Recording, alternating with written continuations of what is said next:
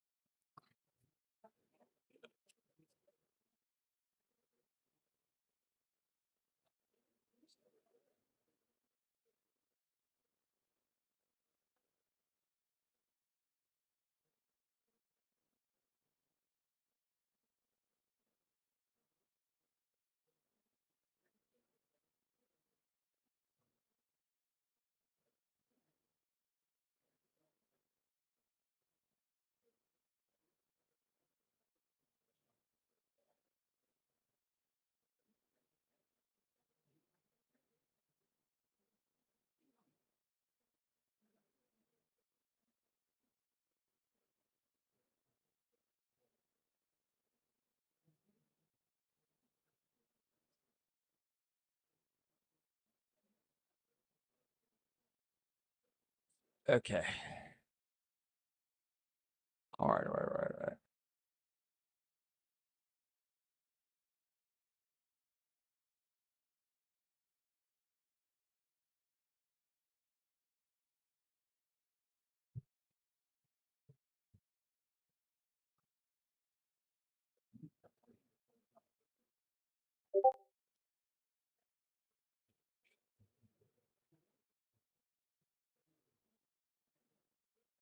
Insert a table.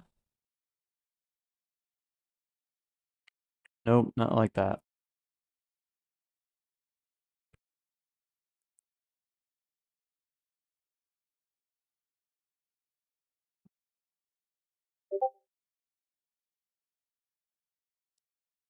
Can I do, yeah, I can add one in, right? Insert row. Yep. So I could do Devon.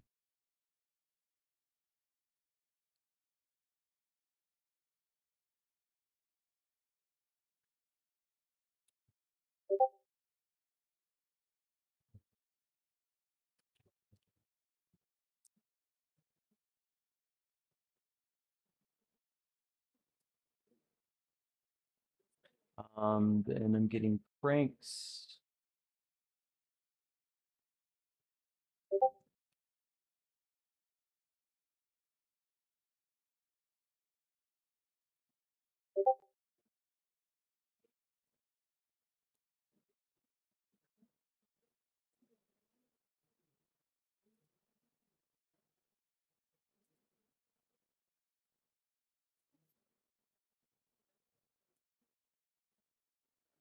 Air.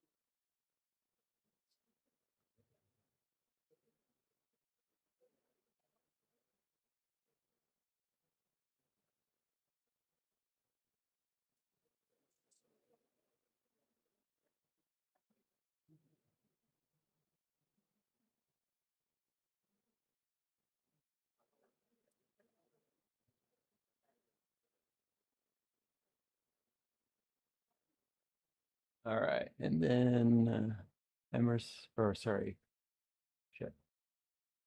Okay.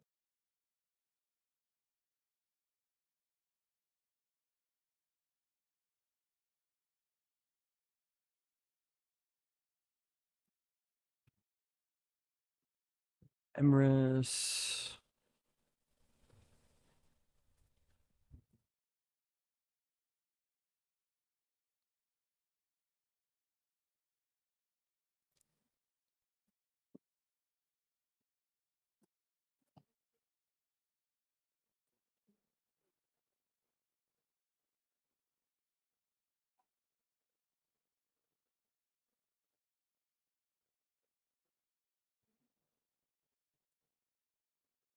Okay.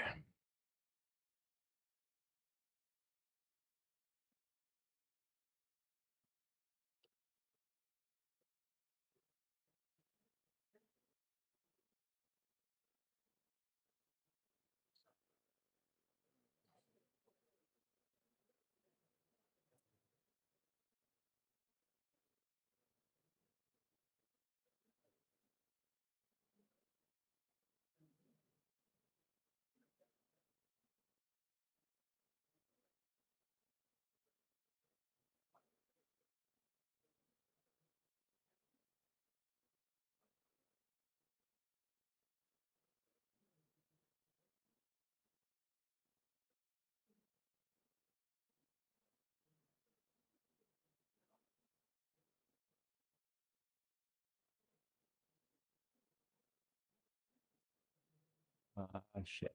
What am I doing? Okay.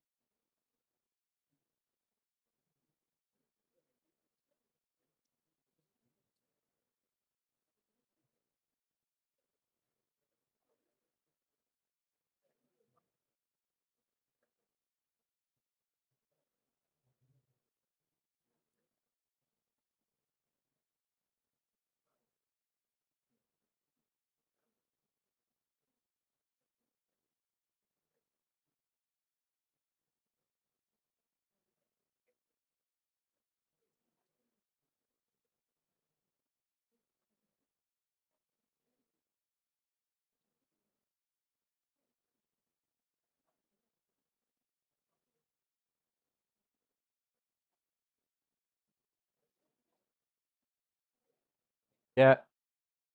Yeah, I find often now it's just a lot more accurate. Like it's even getting like crazy words like sulforaphane and glucoraphanin and stuff. I'm like, what the fuck? We're dealing with some dark maggot magic shit here.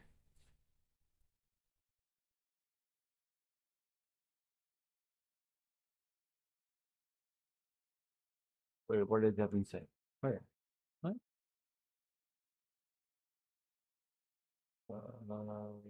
Oh, from what I know of the nine, there's a lot of pros and cons to the campaign he was running on, but whether or not helpful.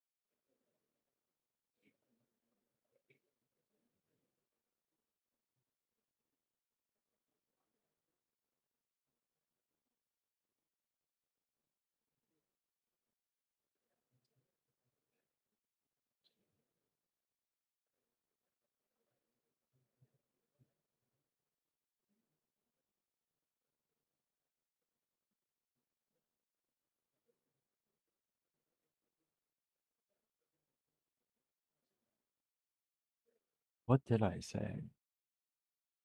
I now don't remember.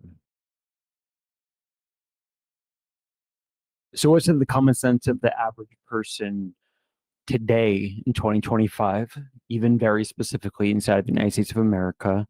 So the totality of all average people in the United States of America,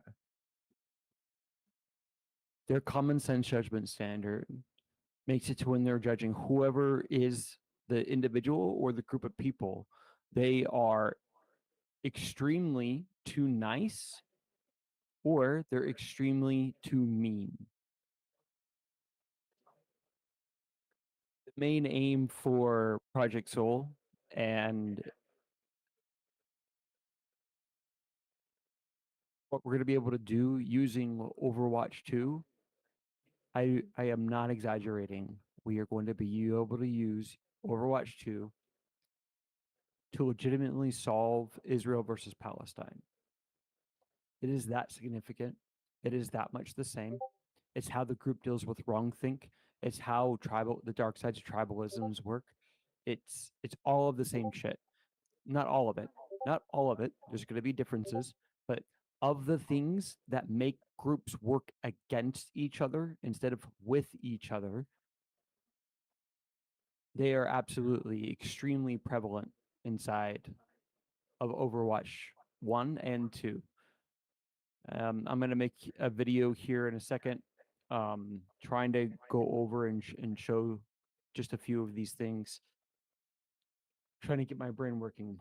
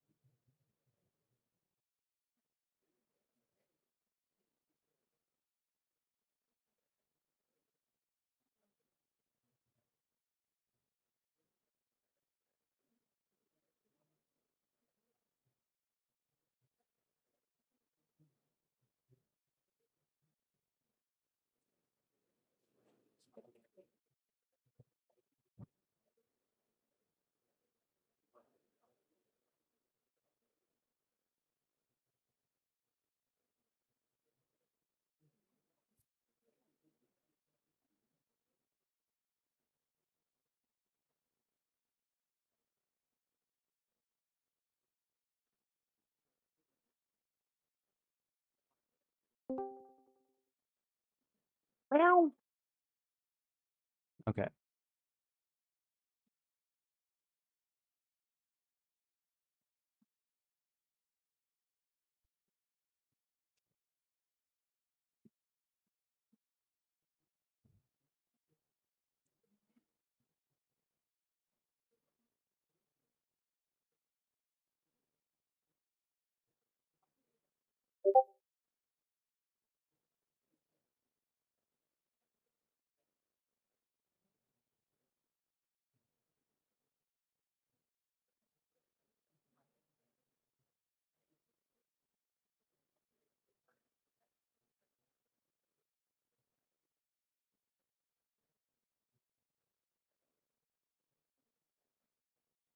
Um,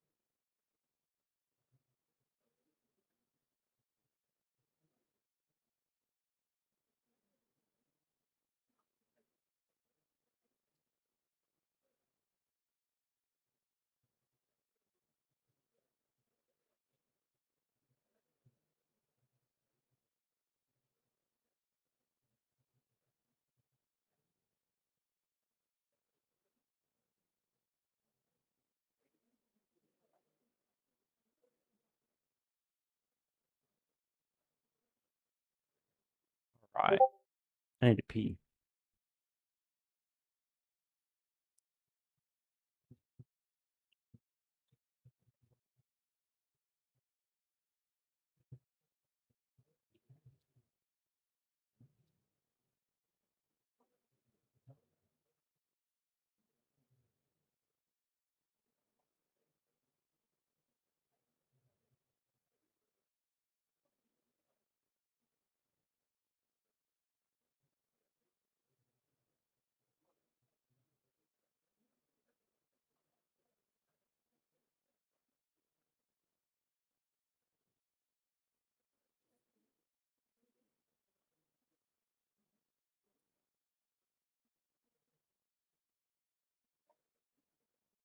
Still working on that. That's right here.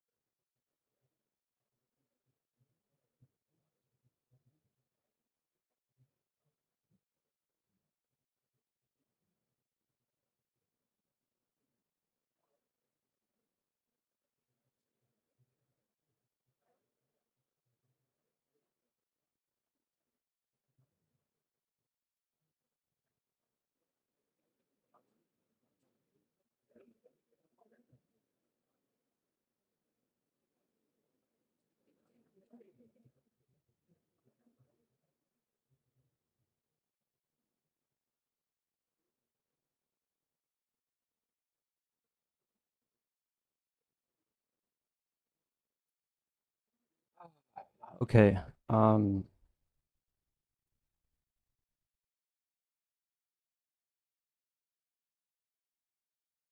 Figuring out together the common sense judgment, figuring out together the common sense judgment standard. There we go. That allows everyone's.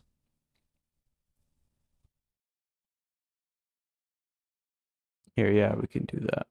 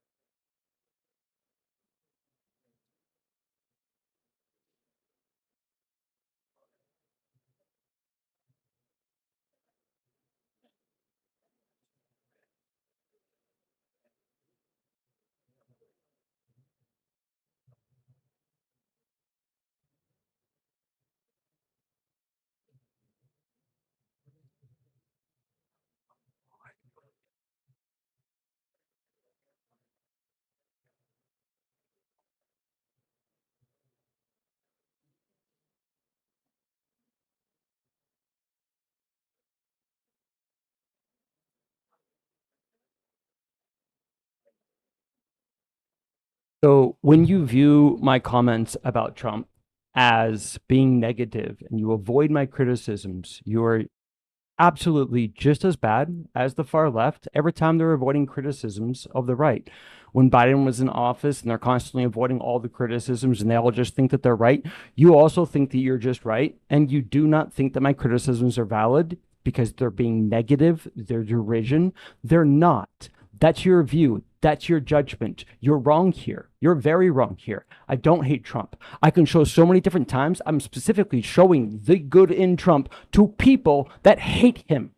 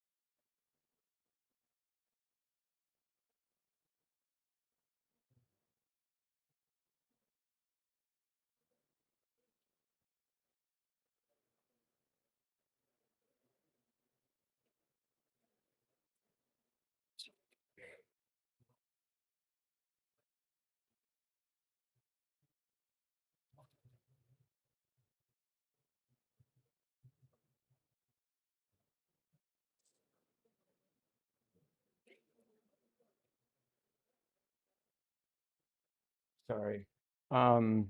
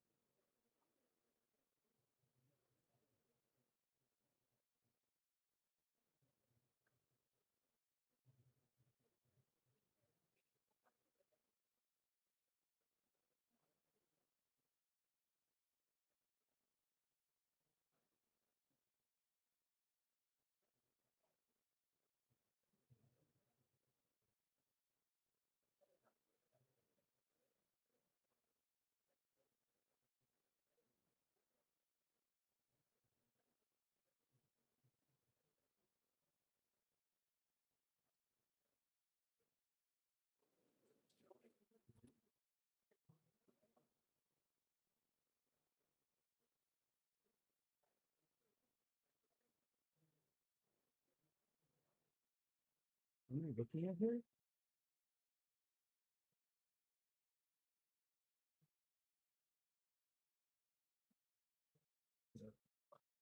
You fuckers.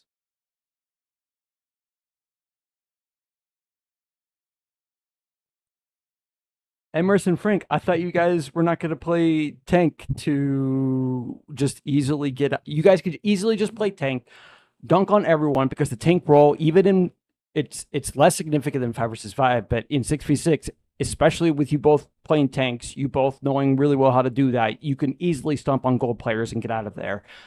You're supposed to be playing your best DPS or heals and see how bad Elo heal is, or maybe it doesn't exist and you're easily able to climb out. You can do that so fucking easy as duo tanking.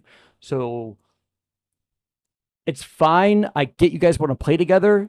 Um, and we can do the experiment some other time, but I hope that you're not using your 5 versus 5 experience, nor the experience you had before where you guys were doing basically just placement matches and going from quote unquote silver 2, which you weren't actually at silver 2, all the way up by getting 47 SR for every win.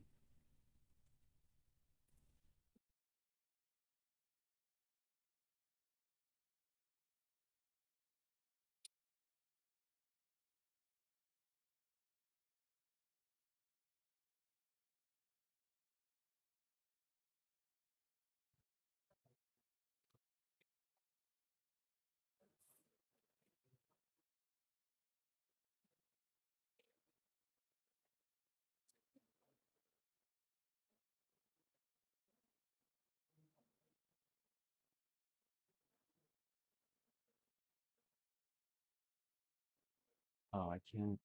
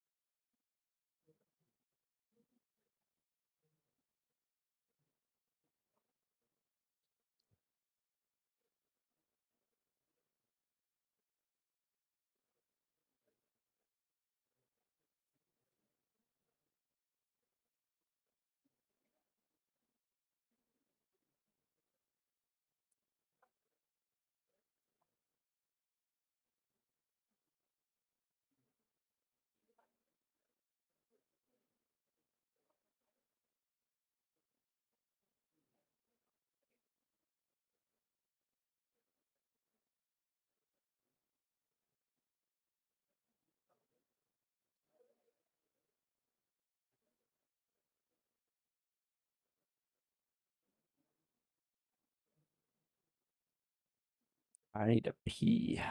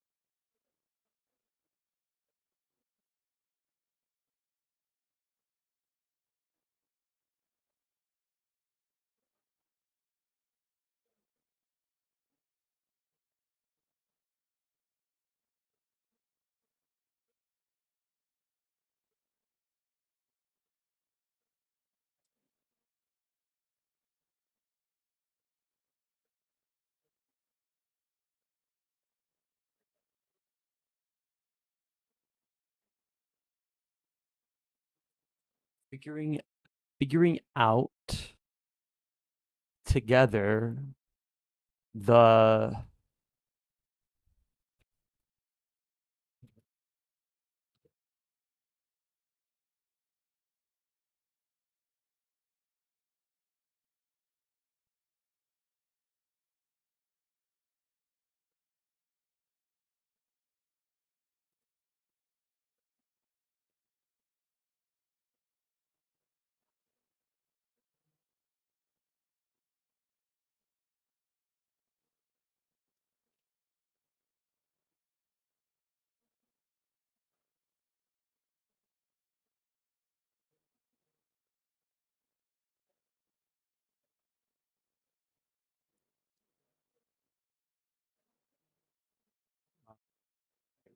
where does it start?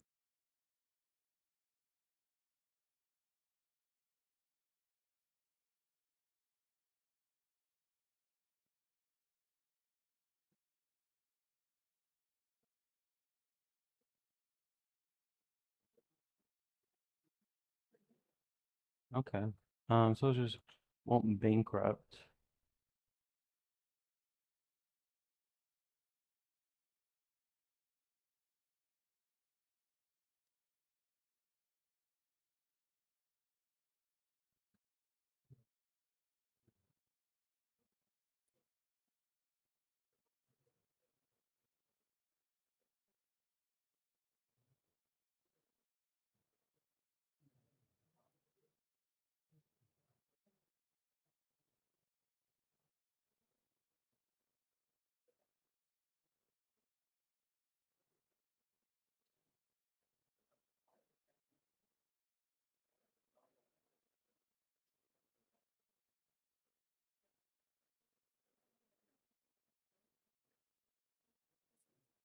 Are you aware of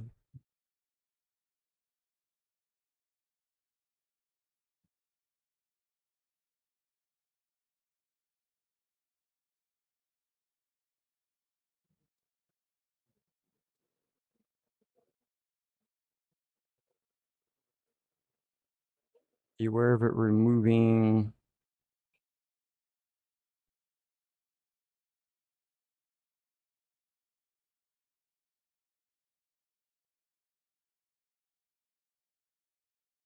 Republican?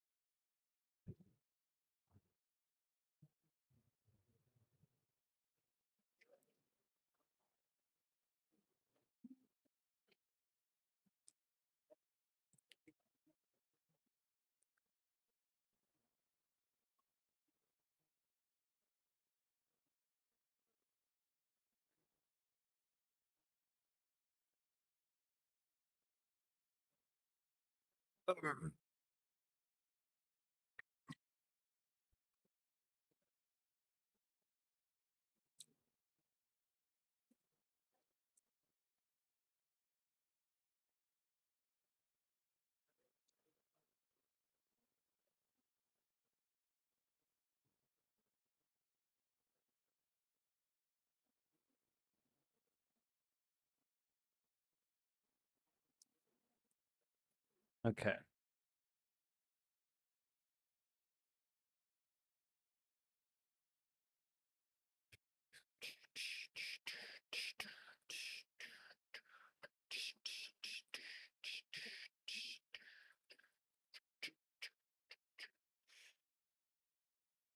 Figuring out together the singular common sense judgment standard that allows everyone's judgments, fears, concerns, praise, criticisms, complaints, comma, etc. Whoops.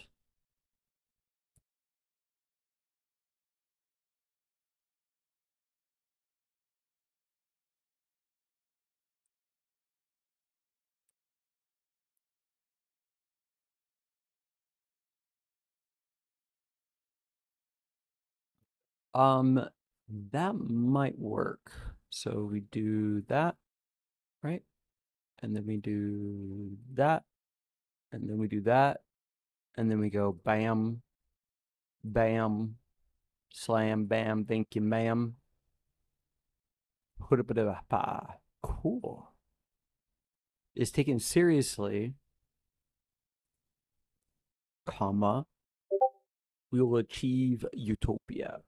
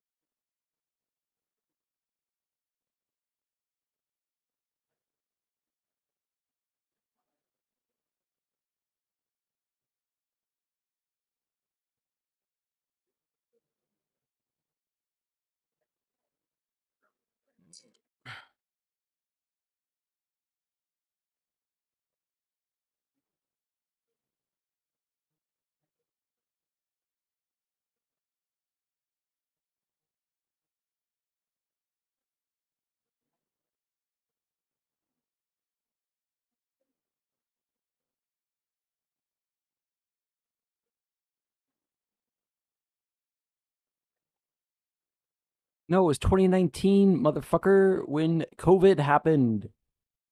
Look at that. It's like 2020, 2019 is when that is. Right when COVID thing hit.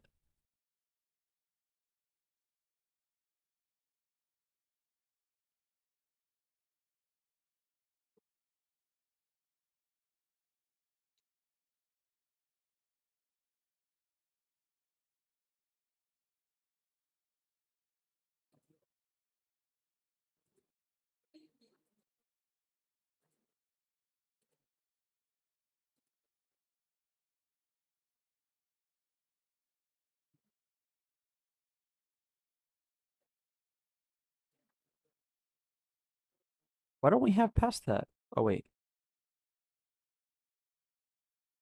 Oh, okay, we do. When.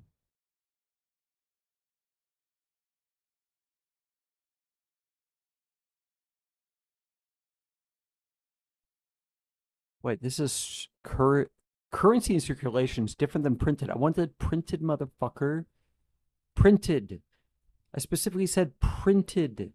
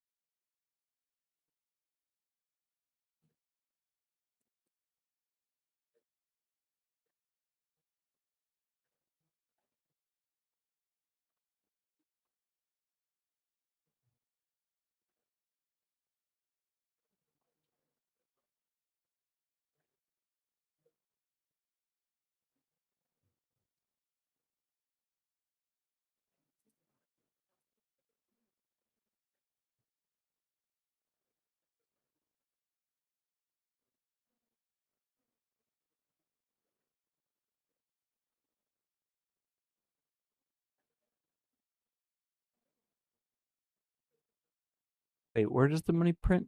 Fuck.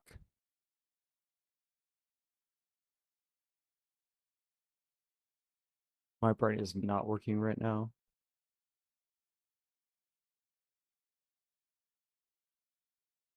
Yeah, I thought it was the US Treasury, but for a second there, I was like, wait a minute. No, no?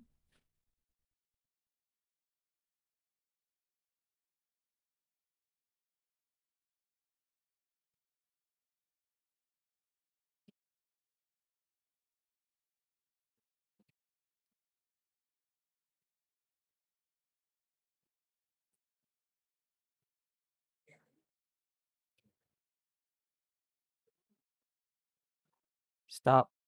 Deep research. Go. Chat GPT.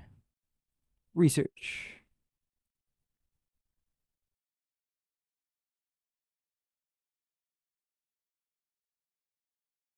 5 more available on December 4th. Oh shit. They're like, we're done. All right, fine. No more deep research from ChatGPT.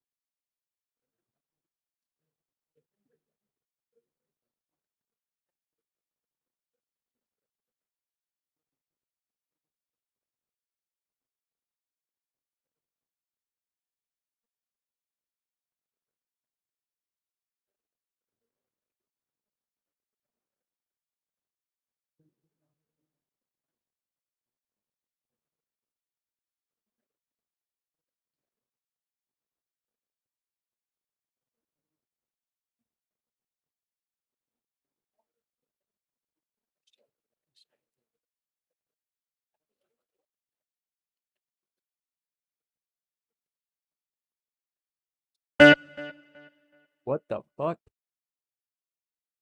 was that sound?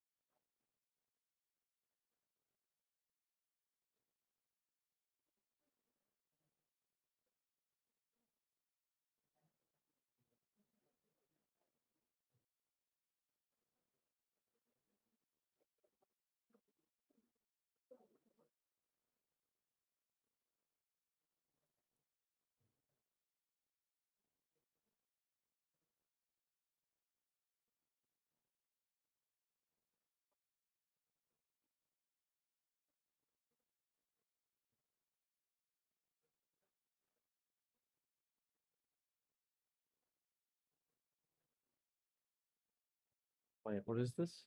Oh shit.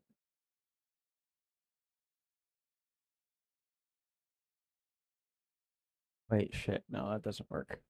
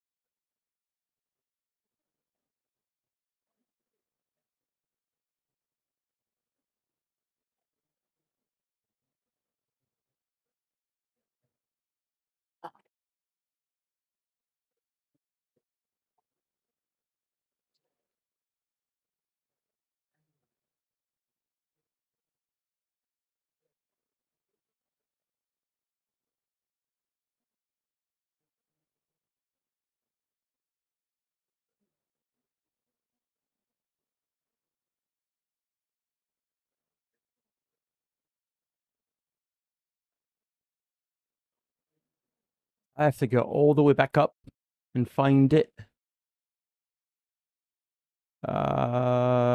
Shit. Okay, maybe around here. Um, okay, it's here.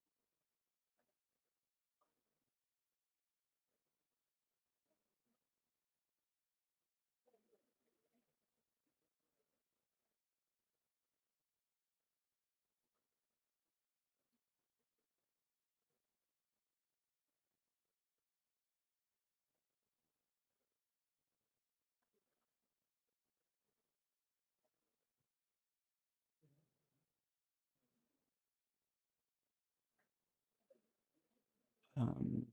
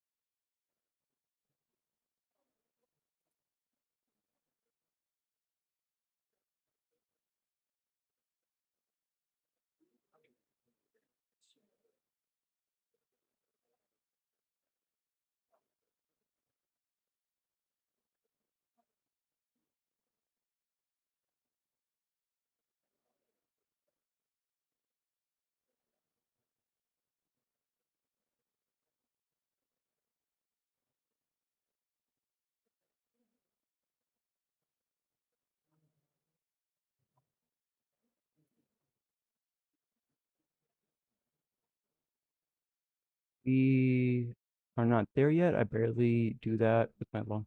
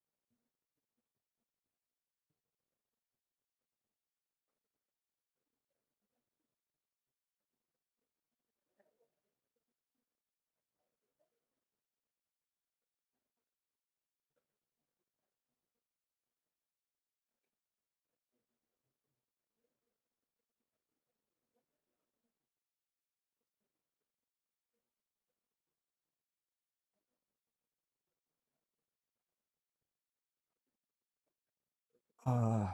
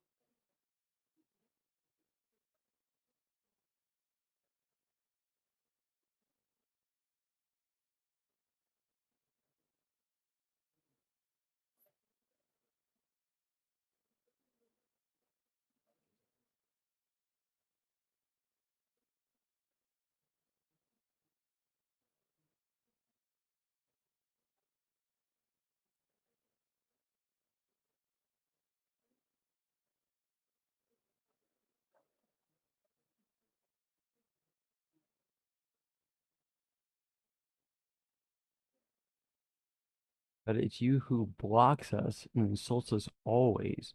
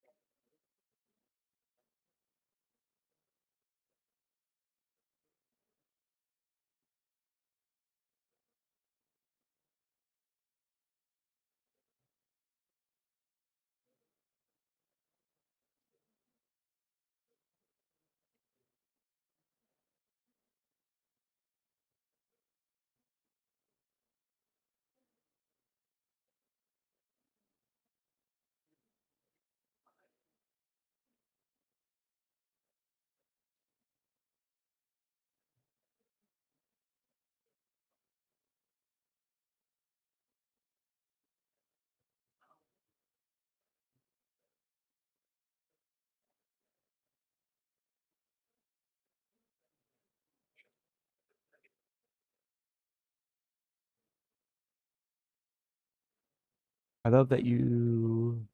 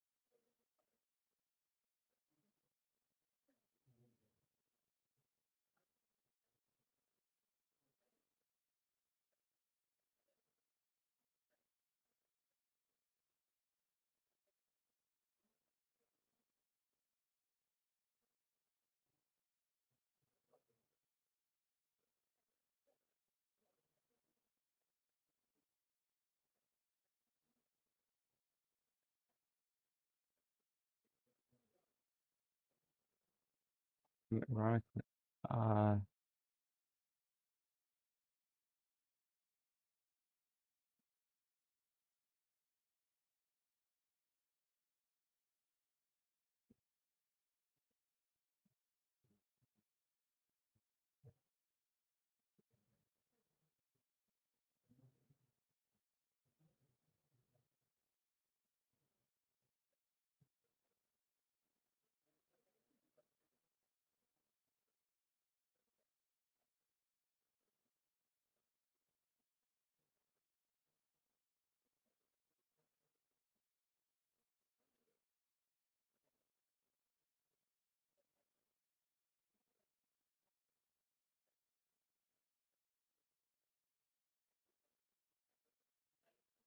so I remember this is what trying to remember of that time. I remember I was telling you that something was going wrong with me and that I was getting really angry at people around me and I needed help. And I remember that uh, like a week and a half later is when I like really ripped into Frank, which I had never done before. And then like 2 or 3 days later, Emrys, you and I went at it really hard. And then like a week later, you apologized saying that I warned you and that you weren't being there for me as a friend. And I was trying to figure out like what's going on here. And that's just one of the many times and instances in this path that I've been in and trying to understand these dynamics instead of friendships of how resentment and contempt continue to manifest. Um, and I do think that Emrys, there are quite a few times it's easy to see the contempt that you have for me. And I'm not saying I didn't have any from you on our last um, recorded convo. I wasn't able to align myself in the middle of that, but that has so much more to do with a problem with me that I should have warned you of. It'd be similar to I had this friend that he would drink a lot, and whenever he was, because he was drunk, and whenever he was drunk, really drunk, he allowed me. There was a rule that if I feel he's drunk, he allows me to remove myself from the conversation. I can't stand having a conversation with an actual drunk person. And so this is actually one of the contentions that I have of building resentment and contempt with you, Emrys, where it feels like I can't even now ever wonder if you might be intoxicated and that you also then to a level that's impeding our conversation, and then also that you don't remember that when you were drunk that one time more recently and you weren't very drunk, sorry, you weren't drunk, you had drank some alcohol and you were a little bit tipsy, and it took you a while even in that conversation to see what I was doing. I was keeping my tone like this, and I was trying to help you to get to see that you were upset that Frank said X, Y, and Z things, saying that you're showing that in his pattern recognition, you're drunk. And then I made some different claims of like Frank spends more time with you, so it's more likely that his judgment is correct. But then I said, we can do a test for this. We can start asking some questions and coming up with some different questions to ask to see if there's any impairment to your short-term or long-term memory. And we could do this for everyone. And then I also explained that like if I take too much marijuana, I get like this. Or if my symptoms for my illness get really bad, they get like this.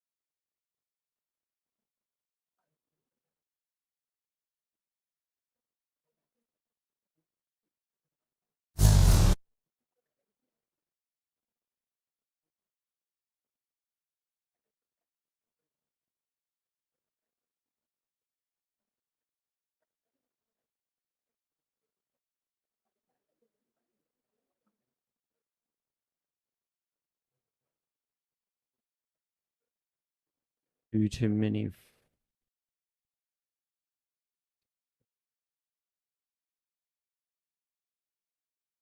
in, inter inter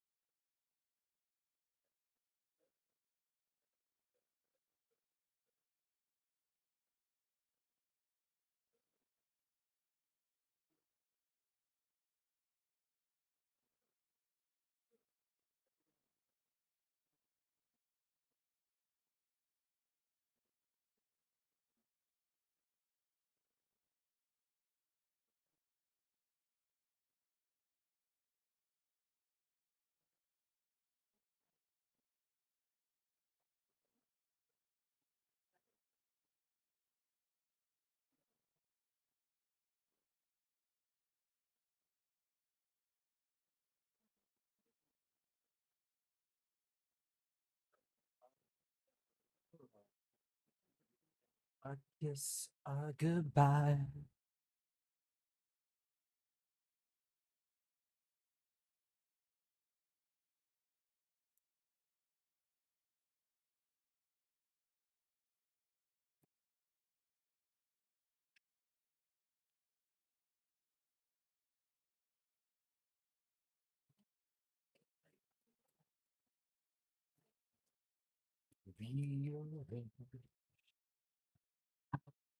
Oh,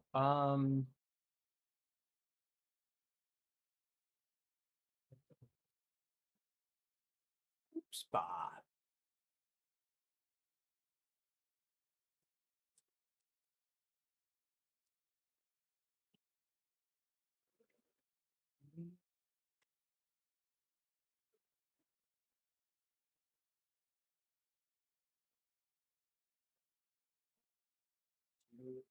The extra oil.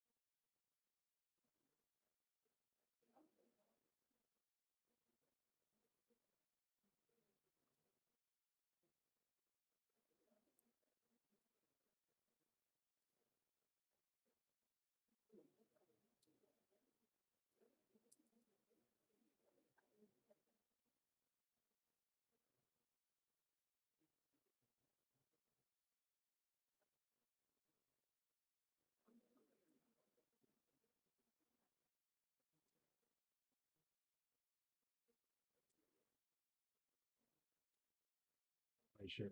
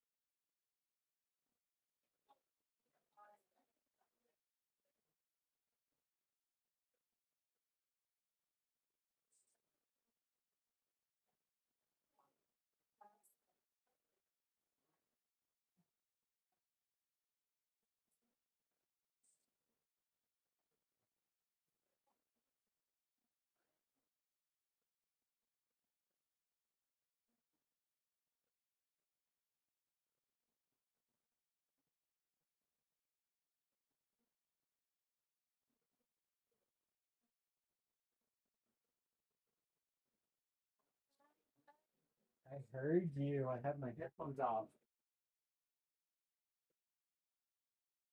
Why is my What's the chocolate milk? study? It's like, Oh shit, not bad. I just drank all the kombucha. Sorry. I needed sugar. I should have saved some for you though. We should have.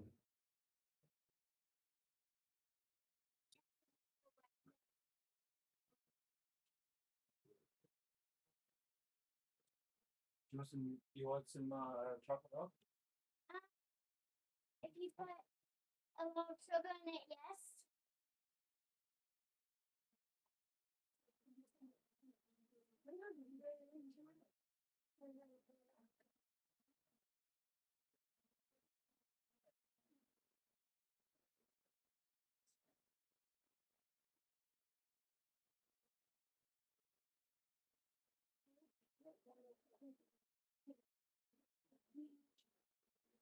No.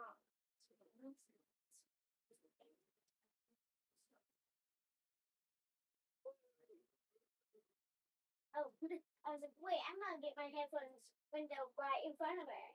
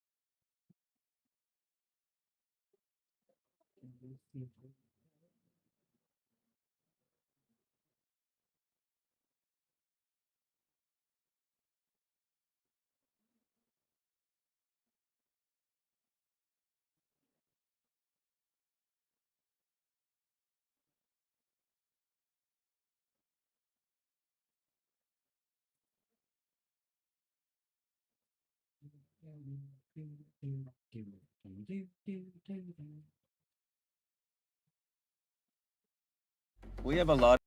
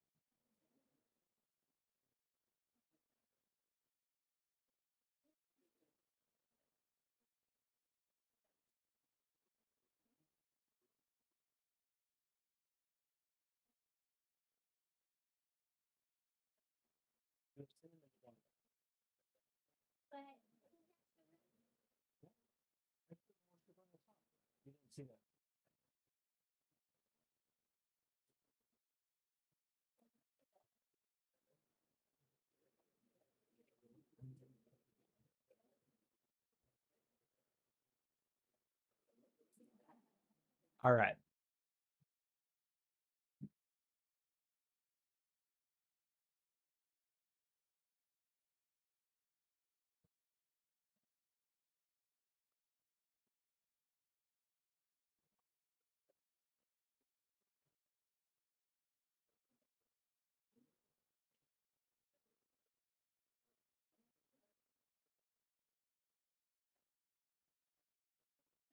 I don't think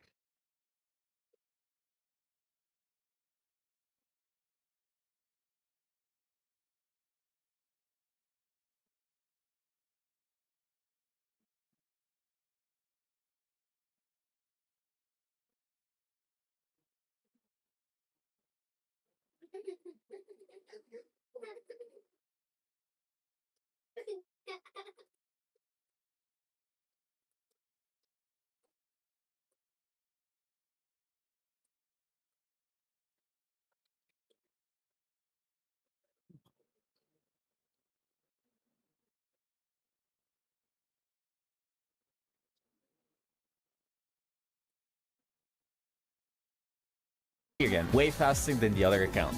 After I got to Master 3, I got stuck there for a while. A lot of people started telling me that I need to be in voice chat and shotcall as if that's gonna change anything, and as if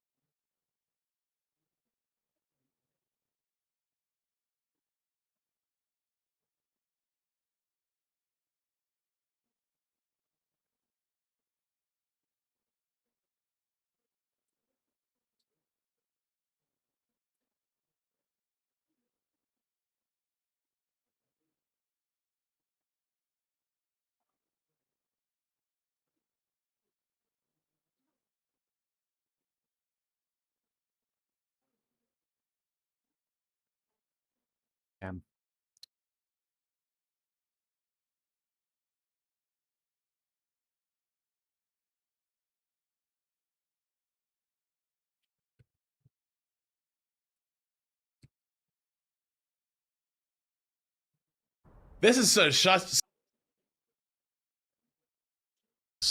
even more so than like League, because League has done a lot of things. Like, don't get me wrong, League still like, yeah, there's like racism and shit like CS. Like we don't stand for that shit around here. But like toxicity wise, like every game in and game out.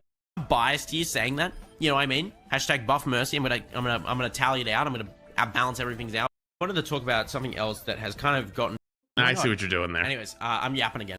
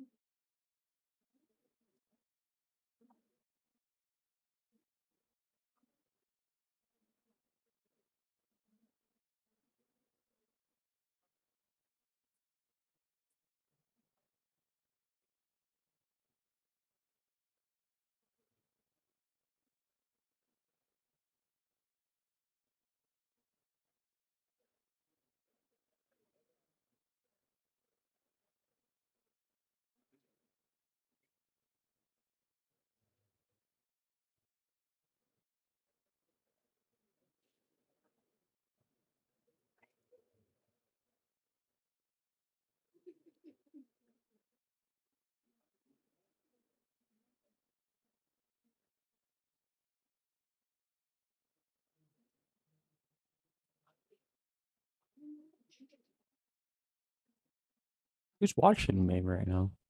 That's weird.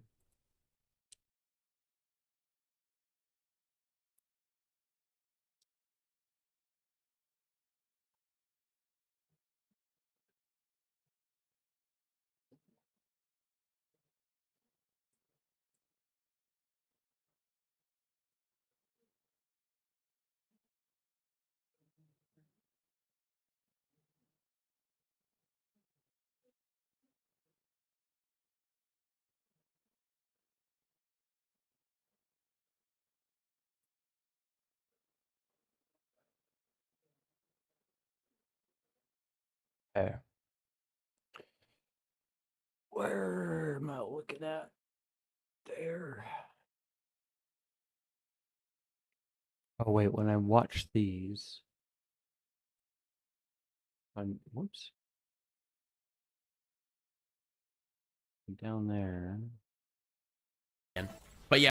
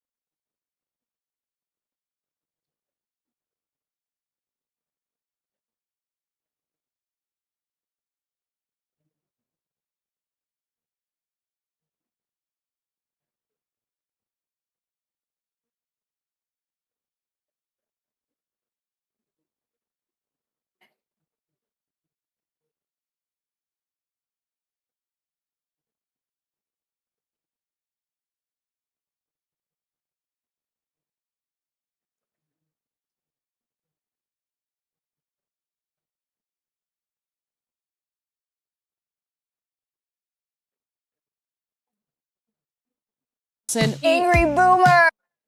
Hey, use the transcript. Yes.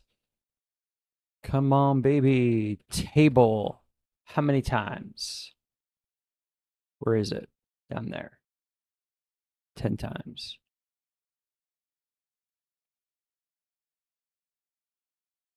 Okay, how about seat? Yeah, there we go. Let's see that. Commentator. However, he has more than earned his seat at the table to be able to have this much influence despite all of these forces in general. That's what they're trying to make.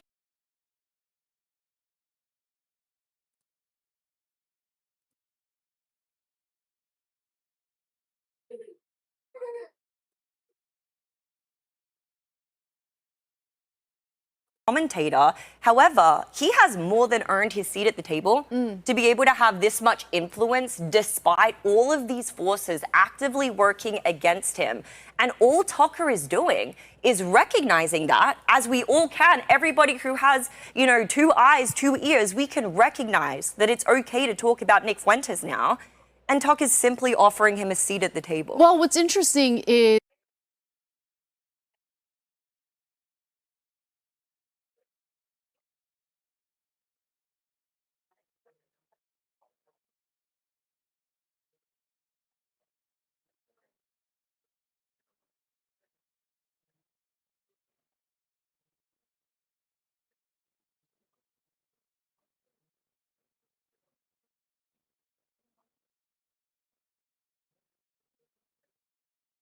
We need to set at the beginning when the cutoff time is for both of us and set timers.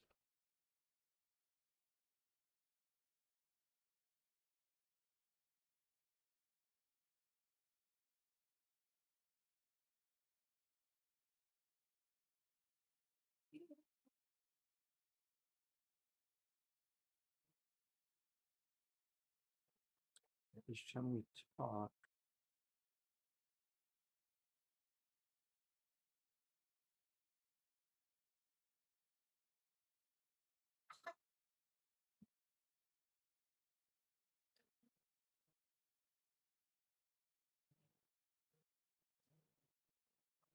Sorry, that was worded poorly.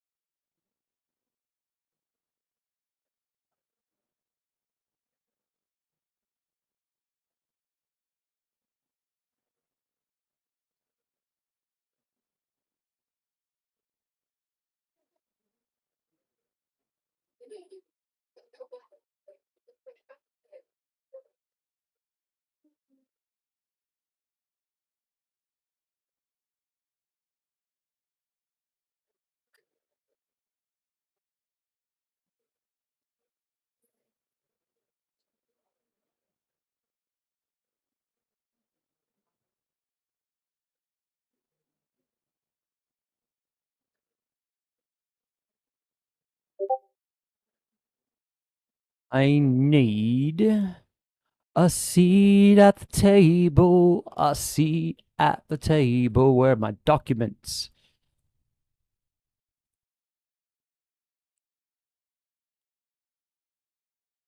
Oh, fuck.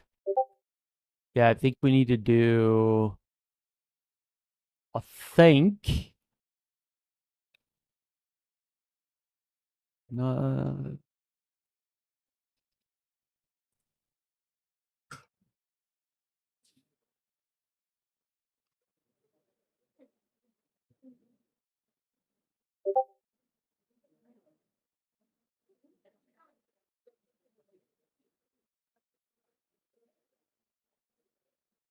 okay, that's probably good.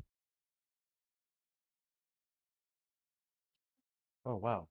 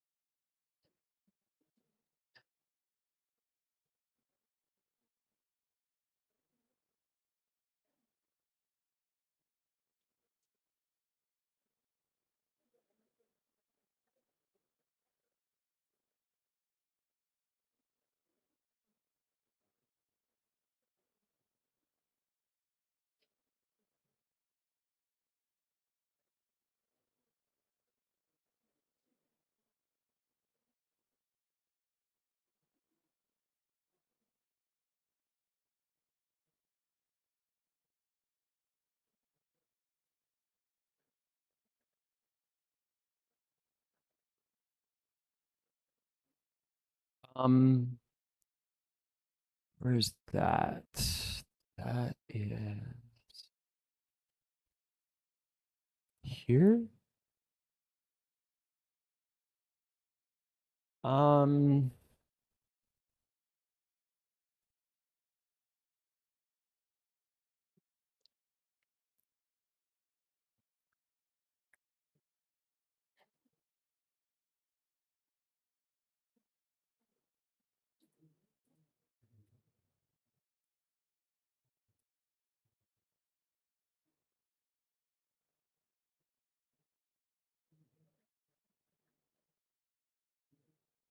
incompetency.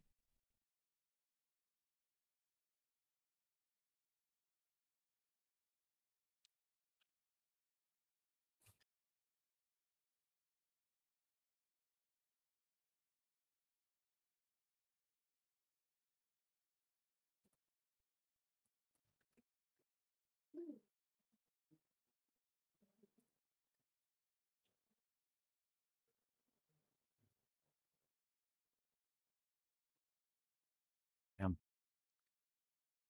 Yeah, I don't remember where that is.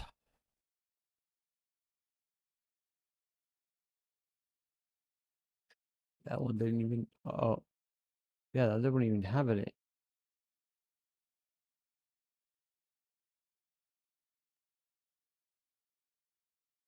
Oh man, this is a more organized the list. Fuck. How long is this? How big is this one? 61 pages? Fuck. Yeah, look at this. I got diagrams at the top. I was doing pretty good here. I wonder when this was.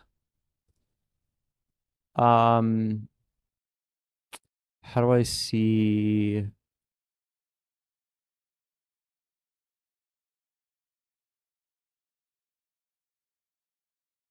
I don't know how to see when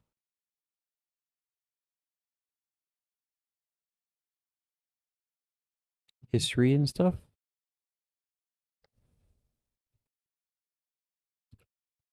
Oh well, that's. I'm just gonna close that. And this is the newer one. Is it? Wait, shit. Um, no. Oh no, this is the. Oh fuck. Oh yeah, this is the 68 pages to go through. Okay, so that no, that is an older one, but I need to go through it. I don't know where the newer one is. It's over here somewhere. There's avoiding the argument. So that's good to have.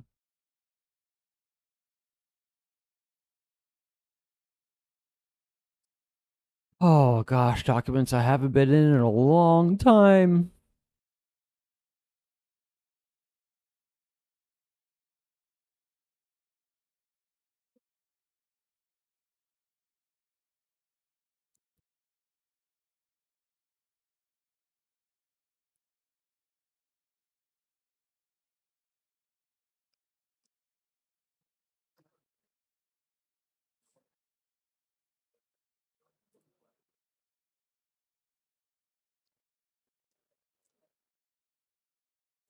Okay.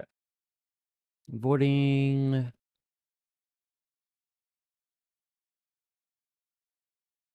Shit.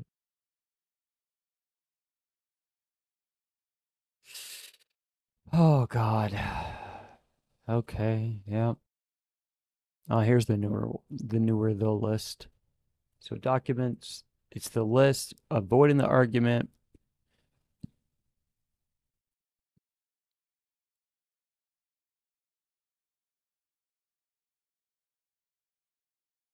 That needs to go over into diagrams. Here we go.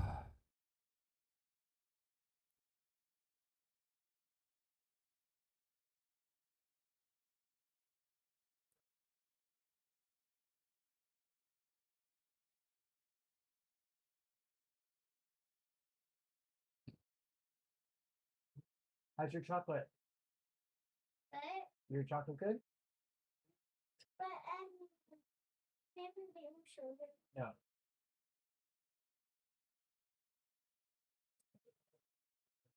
Sorry. I'm sorry. I already put a lot in your throat.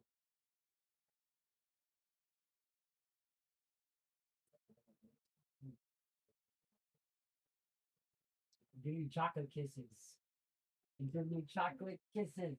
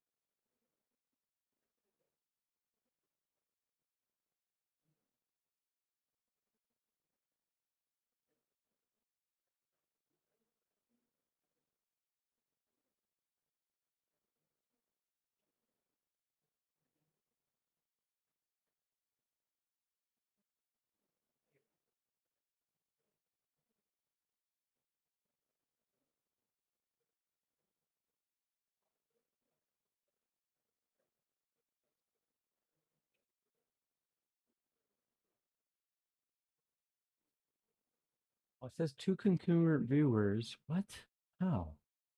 I know I never clicked on watching my own stream. I don't get it. I need this for a second.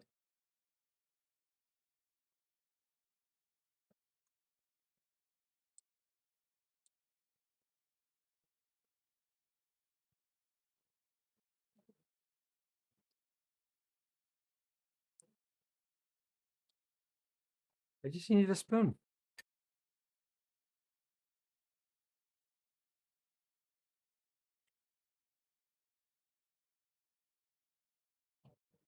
Is that you, Devin? I mean, what is your name? Asmodian.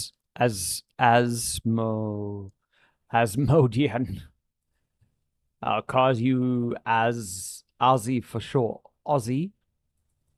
You bloody Aussie. All right. So we're prepping to trying to do a short recording, hoping it's only gonna be like 10 minutes. So what I'm shooting for. Okay, and then I've got all of those over here. So I've got this one prepped. I've got. Wait, where the fuck did they go?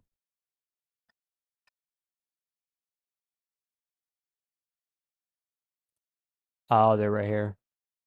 Okay. So then I'll just take this. See it is that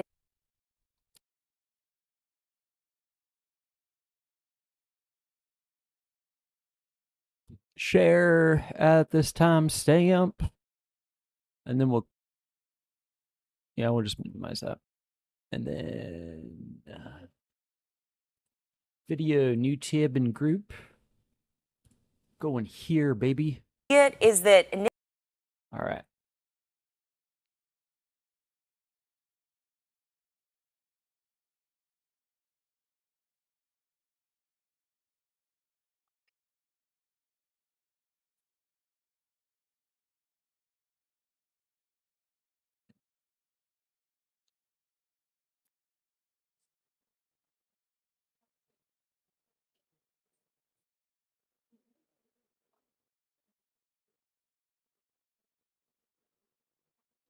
Everyone is more of a bad teammate when we try to use our words to resolve conflict, ideological and desire conflicts.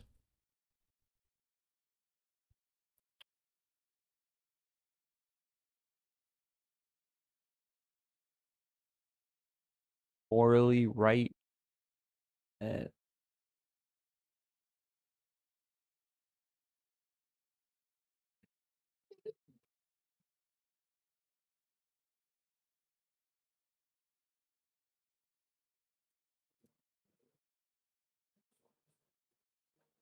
Everyone's common sense judgment standard when judging.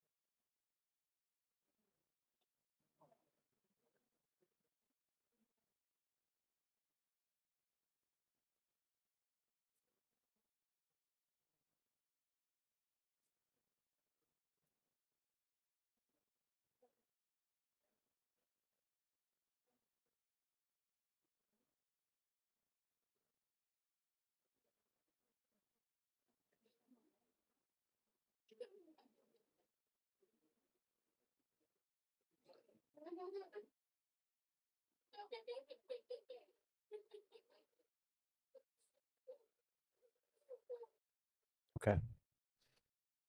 All right. Here we go. Okay.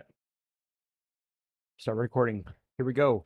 So, gents and ladies, I don't know how you self-identify. I'm just kidding. Sorry. Even that right there. Oh, that's it. I've done it. I've already triggered people. Everyone's mad. So, I've spent 10 years trying to understand what happens when any two people are engaged in informal debates. And I think the vast majority of all of our interpersonal relationships, we're constantly in informal debates. What's happening there? What and my view is that there are things that are forcing good faith people that love each other, to talk past each other. And because they're avoiding each other's arguments with good faith, bad form actions and most of it is ignorance of things that are deep philosophical humanity problems. So we're avoiding the other person's argument. The most simple formula I have, and I have really complicated formulas and says some diagrams and stuff, but the most simplistic one is when we avoid each other's arguments, no matter how good faith we are, we manufacture contempt. The contempt is rising, and we actually are not measuring it. We're not seeing it. Quite often, how many times have you been in conflict with whoever it is, even just in a moment, and then like an hour later, when things have escalated to a point that they've never previously in the whatever it is for your relationship, for whether it's your mom, your dad, your siblings, your spouse, a friend, you're hitting these points of like, we've never been here before. How did we get here? I have been looking and studying human interaction in so many different areas. And so what I'm going to show here, going through this document, I'm going to do that. But first, we're going to watch a couple things and very short segments of each of these 3 videos. But one of the things I'm trying to show here is that it's everyone. It isn't like, oh, it's only the left and only they do all of these tribalism things and dissent criticism, and anyone criticizes these people, then you're a fascist or a racist or you're sexist, etc. If a man criticizes a woman, he's sexist. Like these very simplistic judgment standards of like, oh, if I see a white guy criticizing a black person, oh, and he's also a little bit angry too. Yep, absolutely racist, horrible racist person. Cancel him right now. That both sides will cancel culture, both sides, like all the same stuff. It's just constantly happening, and it's every fucking group. I'm going to show here specifically that the Overwatch 2 community has been, that is the same stuff that I've been showing, that I can see everywhere else. So not only do I study and watch politics and political debates, but I watch a lot of reality TV shows. And people will laugh and scoff at that, but they're missing these things. They're missing things. These things are treasure troves of behavior economy variables that you can actually see. They're very. There's so much that is happening here because it's the things like The Bachelor. It's those people don't ever have to interact again. There are reality TV shows. Like, and I just thought of like the Osmonds, but I haven't seen the Osmonds in years. But things like that, things like the Osmonds, not the Osmonds, sorry, fuck, Ozzy Osbourne, the Osbournes, the Osbournes.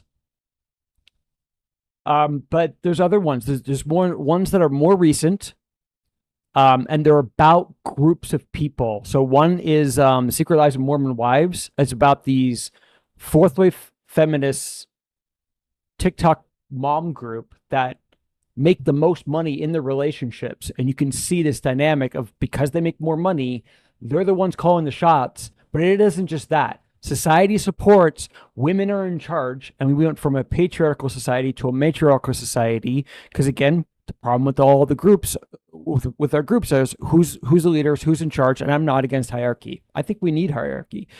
But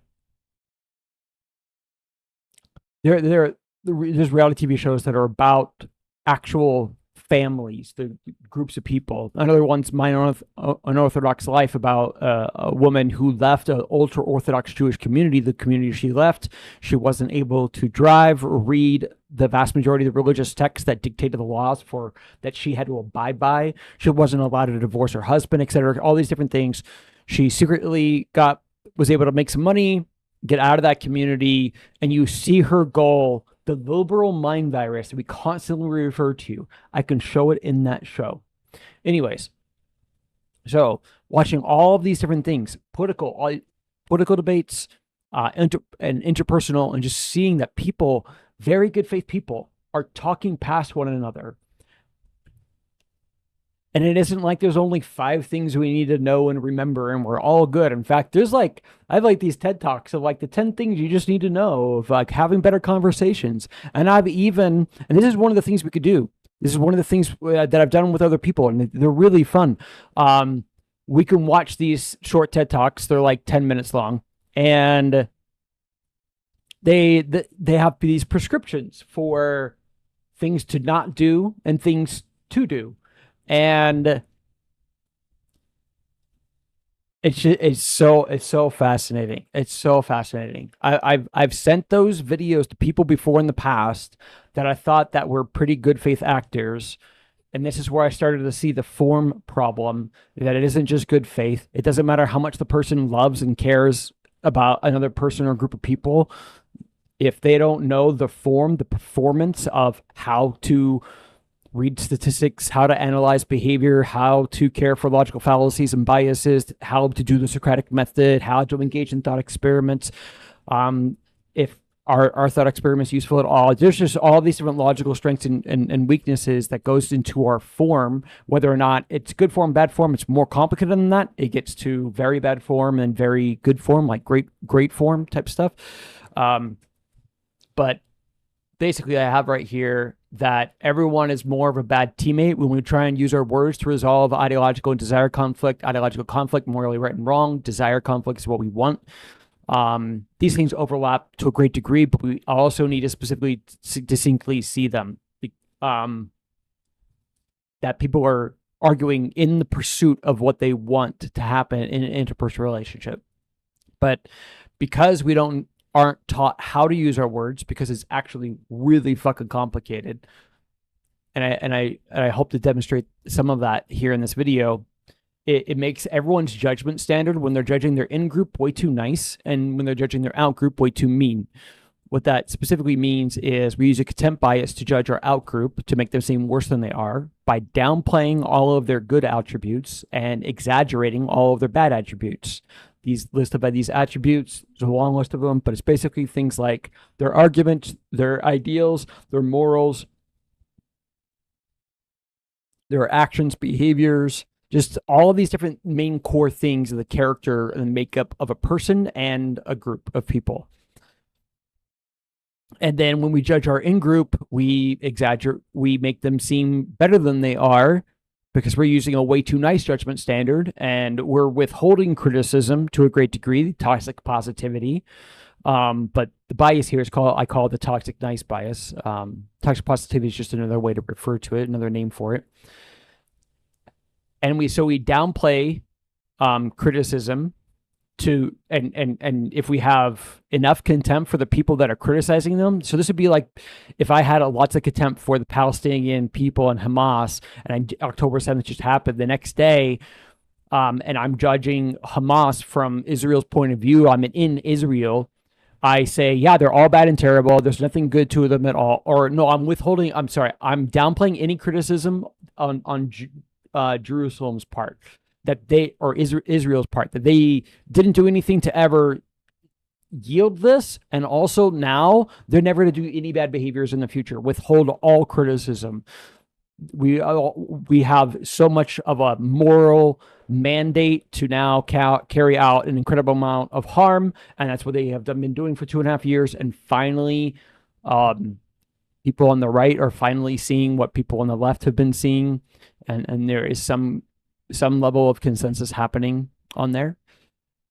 But all right, so here, let's watch these videos and we'll see it. So showing here in the Overwatch 2 community, same things as politics, same things as interpersonal relationship conflicts. Where there's differences between all these different things in terms of how it's still groups of people, and how is the team judging each other, themselves, and the complex. And in this case, the Overwatch 2, how complicated the game is, that would be that the equivalent to that is judging any field of science or philosophy or a religion like Christianity. It's free again, way faster than the other account. After I got to Master Chief, I got... So the context for the video that we're watching right here is Flats reacting to this guy who made like a 35-minute video of how Overwatch, the title of that video is how Overwatch 2 ruined his life, because a lot of these streamers will do this thing called an unranked GM challenge, and like how long, and most of the time it's usually like 6-8 hour stream, and they take an account that's a fresh brand new account, it's never played ranked before, it's unranked, they take it from unranked and they hit GM within that time period. So he's doing this challenge, but instead of it being one day and it taking 4 to 8 hours, he couldn't accomplish it in 2 months. And so he's detailing here about getting on a new account and having to make different new accounts and stuff like that. but we're gonna get into here. You're gonna see where we're going. No matter what you say, they just get tilted. So don't talk to them. So thanks to my Pokemon plays. Wait, hold on. I missed. In the first couple of games. Anyways, check out this clip. What in the f is happening? Oh my f***ing god! Oh my f***ing god! I also found out a really OP strategy on Live Fever. Do not join voice chat. After I stopped being in voice chat, when you don't talk to people, that's it, you know? Just don't interact with them. No matter what you say, they just get tilted, so don't talk to them. So thanks to my Pokemon plays and me leaving voice chat, I managed to climb my way up to Masters 3 again, way faster than the other account. After I got to Masters 3, I got stuck there for a while. A lot of people started telling me that I need to be in voice chat and shotcall as if that's gonna change anything and as if people are gonna listen to me. So I got pretty tilted. I'm farmer planning, you mother. What do you mean I need to shotcall? Do you understand that this animal doesn't speak English probably and is out of voice chat? Every time I shotcall, people just call me the N-word. And don't laugh, man. I'm tilted. Don't tilt me more. I'll ban you. What the You're playing stupid games. You're winning stupid prizes. Here's a word of advice from somebody who has 10,000 hours in this game. Do not shotcall. Stop. It's so funny because this is like the hyper extended streamer version. Like this is like if you pushed it as far as it could go. It's so funny. Unless you want to be silly or give out some useful information. Do not make plans. It's useless. I believe that it's useless unless you're playing in a top 10 lobby or a top 500 lobby. In most scenarios, you're wasting your time. Why? Yeah, but most people are stupid though. That's the big reason. People think they understand this game. It's why every silver player on the TikTok and Reddit hates me, because I tell you the truth, but it's not aligned with your truth. Most people think they know what they're talking about. So if they hear someone shot calling and they don't think it's the right play, they're just gonna shit. Okay, hold on. I'm gonna back up a little bit because I paused the recording. I'm still live streaming, but I paused the recording and I'm gonna unpause it and then play again. Okay. All right, sorry, I had to pause it real quick. Aria needed my attention. I'm going to replay just a little bit of that part. Doesn't speak English probably and is out of voice chat. Every time I shotcall, people just call me the N-word. And don't laugh, man. I'm tilted. Don't tilt me more. I'll ban you. What the You're playing stupid games. You're winning stupid prizes. Here's a word of advice from somebody who has 10,000. So for context, he's yelling at his own viewers that are in his own chat. Now, maybe, I don't know specifically, maybe those are certain people that are always quote unquote troll him and they're not actual subscribers, but there are cases of this where actual long time, and I don't know this for this one, but like the Hassan thing with the caller thing, this caller gate thing, there were a really long time, multi-year, like 4-year subscribers that were calling him out and criticizing him, which people are criticizing Boger. And then when he's flipping out and raging at them, they're laughing at him, and then that's tilting him more. Again, resentment and contempt is manufacturing. 1,000 hours in this game. Do not shotcall. Over ideological conflict. They think he should shotcall, and he thinks very vehemently you shouldn't, and he's giving his reasoning why. Stop. It's so funny because this is like the hyper extended streamer version. Like this is like if you pushed it as far as it could go. It's so funny. Unless you want to be silly or give out some useful information. Do not make plans. It's useless. I believe that it's useless unless you're playing in a top 10 lobby or a top 500 lobby. In most scenarios, you're wasting your time. Why? Yeah, but most people are stupid though. That's the big reason. People think they understand this game. It's why every silver player on the TikTok and Reddit hates me, because I tell you the truth, but it's not aligned with your truth. Most people think they know what they're talking about. So if they hear someone shot calling and they don't think it's the right play, they're just going to ignore them and they're going to do the opposite. And they'll be like, well, so it's just useless. Is that a lot of people are not in voice chat, a lot of people are not listening to you, a lot of people get tilted at you for telling them what to do, a lot of your plans are probably really, really stupid because you don't have enough experience. You will not be focused on your own gameplay, you'll be focused on other people's gameplay and get really, really frustrated when you make a plan and people don't follow it. And plenty of other reasons. I won't get into details about it, but I really, really hate when people claim that you have to shot call to climb. No, motherfucker, you don't. You don't have to shot call. Just sit there and play your game and you can carry, okay? Anyways, rant over. For a while now. There's a lot of truth to his counter arguments to not shot calling. But I think this is extremely strong evidence, really, really strong evidence. And it takes a while for a person to be able to see that. They'd have to be playing some comparable team-based game in the United States of America. So, like, for example, Emerson and Frank are playing on my accounts, and we're trying to formulate different testing beds to show this thing of where the group environment, you're on a team of 6 people, and more often than not, the very simplistic thing that's happening is you feel your team is working against you, or you absolutely believe they're working against you instead of cooperating with you. If you feel you cannot speak freely and talk and negotiate with your team of what you want or what you think is right to happen. I have seen this happen so many times. I was part of an Overwatch 2 Discord community called something like improving Overwatch or something like that. Community. And then I would see these people that are friends, so they're good faith, but they would constantly only see all these specific situations happening in the game from only their view. A person that only plays tank that doesn't heal, and a person that only heals that doesn't play tank, and they constantly have the same thing happen, and they both think the other person is making the wrong decision and putting a pressure on them. The healer's thinking, you just need to press W, you just need to move forward onto the payload, come out from around the corner, I'm gonna heal you, I got you, bro, no problem. The tank is thinking, I'm waiting for my damage mitigating cooldowns to come back online. They will, those cooldowns will be off very soon, and I will have time to touch the payload before it hits the next checkpoint. So I'm gonna wait for that. But the healer's going, no, you need to push W, and the tank's like, no, I need this, I need to wait.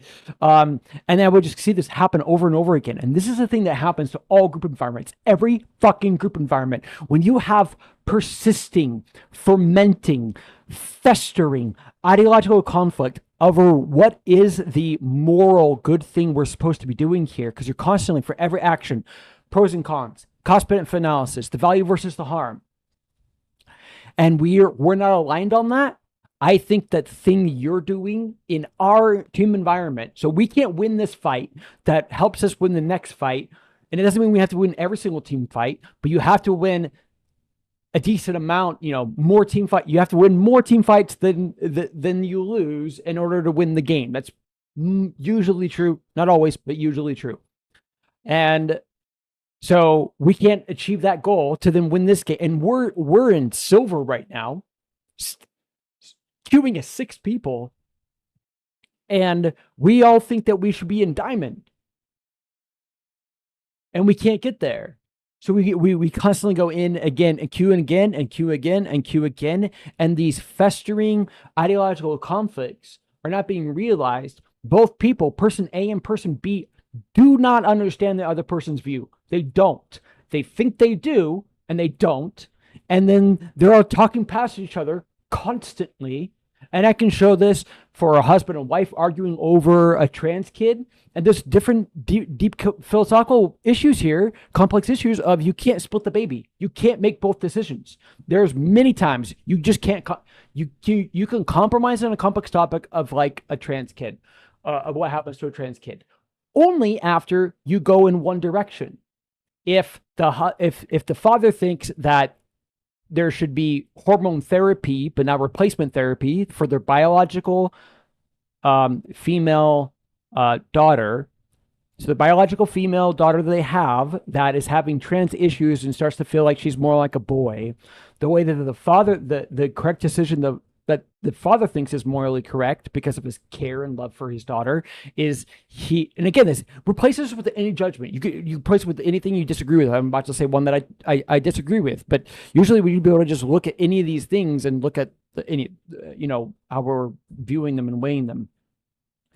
But he wants to give estrogen and proestrogen, all these different biologically female hormones to make her feel more like a woman. And then the wife thinks that there should be hormone replacement therapy, and the biological female should get male hormones like testosterone, etc., as well as surgeries. You can't do both of those things. once you go into, so this is called splitting the baby. And there's a lot of topics that are like this, like mandating vaccines. You can't mandate vaccines and then also not make them mandate vaccine. I mean, to some degree you can. You could have nuance of like what we did in the COVID thing, but you still went in the direction of we are going to mandate vaccines and then have the nuance of, and you can compromise there of, oh, only employees over that have 100 employees, those ones are mandated vaccines and no one else has to mandate vaccines. Things like that, and have nuance there. But anyways, splitting the baby between the trans thing, you can't do both. You can't give female hormones and male hormones to try and achieve this goal of them feeling one direction or the other. You can't do both. There's no compromise here. But the compromise is after you go in a direction. So after the either person uses the battle of ideas, uses their words, and both these people argue. Good faith, good form. Arguing is essential. It's critical for human species. We need to argue. So literally trying to convince somebody else to your way of thinking.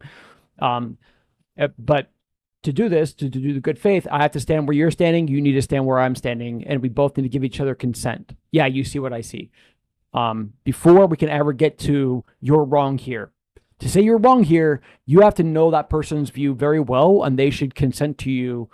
Yes, you understand my argument, but that's just one of the things that's complicated in algebra, PEMDAS, parentheses, equations, the order of operations. This is one of the things, getting consent before we tell the other person they're wrong from our place of judgment, meaning you've arrived at a conclusion using your sense-making abilities of what's right and what's wrong or whatever it is. To tell them that they're wrong, we shouldn't tell a person they're wrong until we know their argument first. We can say, I think you're wrong, and this is a presumption, and we can say those things and think those things before debate occurs, but we can't tell them during the debate. It's at the end of the debate. First part of the debate, we need to interview each other to let the other person present their ideas and to fully expand upon and understand what their arguments are and all the different statistics and all the different things they want to cite, how the government works and things like that. Anyways, going back to this thing. So after you go in one direction, you logically reason one way or the other, then you can compromise on the topic. So Overwatch 2 is so much like this, where we're all more bad teammates for each other because we all think we understand what is right and what's wrong at any one decision, any one time. So it's great when you get into a game and everyone, it just feels so nice. It feels like you're getting support from your heals, and you're even like as a tank player, I can feel. I'm not a main tank player, but I can feel when I am tanking that my DPS are there supporting me, and I can also feel when they're not there. I just fall over, and there's it's like a Reinhardt if their enemy Reinhardt is swinging, so his shield is down, and they have a hog. There's no other shield. There's no other damage mitigation really, and that Rein isn't being shot. I know whoever my DPS isn't helping me win the tank battle, so I'm losing the tank battle, and hopefully they're getting value somewhere else by, it's a Reaper flanking, trying to kill the Lucy or Mercy in the enemy backline or something like that. But I can feel when they're not there, and if it's the right decision, or if you're basically, I'm trying to say is if you already are aligned on what is right and what's wrong in the game, you have the same level of understanding that everyone else does in your team. It feels really good. It feels cohesive, and this is social cohesion. And this is the same thing anywhere in our ability to be able to do any action, any activity, whether we're playing Overwatch 2, whether we're debating any topic, all of these different things that we go into. We play chess. We work together. We run a company together. All of this is constant ideological and desire conflict and even the Gottman Institute talks about how 69% of topics between a husband and a wife are perpetual. They're perpetual arguments, meaning you always have to constantly renegotiate them depending on what they are. Like in 4 months, we have to talk about our finances again, or how often we have sex, or we're not having sex right now because you're sick and you have COVID, but we need to renegotiate that later because I wanted to talk about that and I want us to have it more often, or whatever it is. All these different things, just, or like some of the things they're talking about is like the tone and how we're talking to each other and what's respectful and all long list of things. But this is one of the things that's so hard when I go and I watch these interpersonal relationship conflicts is people just don't know. They don't know the long list of things that are happening. All right, let's watch this one. Yeah, I wanted to talk about something else that has kind of gotten to my mental a little bit and kind of made me not to want to like really interact in the Overwatch community in a while. So this one's a little bit more depressing. But I'm actually super interested in this because I sort of feel the same way right now. I just felt like the community has gotten a lot more toxic recently, mainly like more so the competitive side of things. I have Twitter accounts, okay? I have my main Twitter account, which is mainly where I post memes and all this sort of stuff. I follow other Overwatch creators and all that sort of thing. And then I have my second Twitter account, which is mainly where I just yap about Overwatch and stuff I'm doing in my life, video stuff, all that sort of thing. And that one's mainly the Twitter I always spend my time on because it's much more of a chill place over there. I go on my main Twitter account and it's just this absolute cesspool of just people complaining about the game, people fighting over stuff in Overwatch, and just the community being really hostile towards each other. And I'm going to just say my perspective really quick because I can. People being hostile against each other. And I know that Asmund, his name's so long, Asmudian. I need something shorter. Anyways, he's constantly bringing up this point of like how we give criticism to people is really important. We need to make sure that, you know, if it's too abrasive and things like that. And those are my framings. He says it differently, but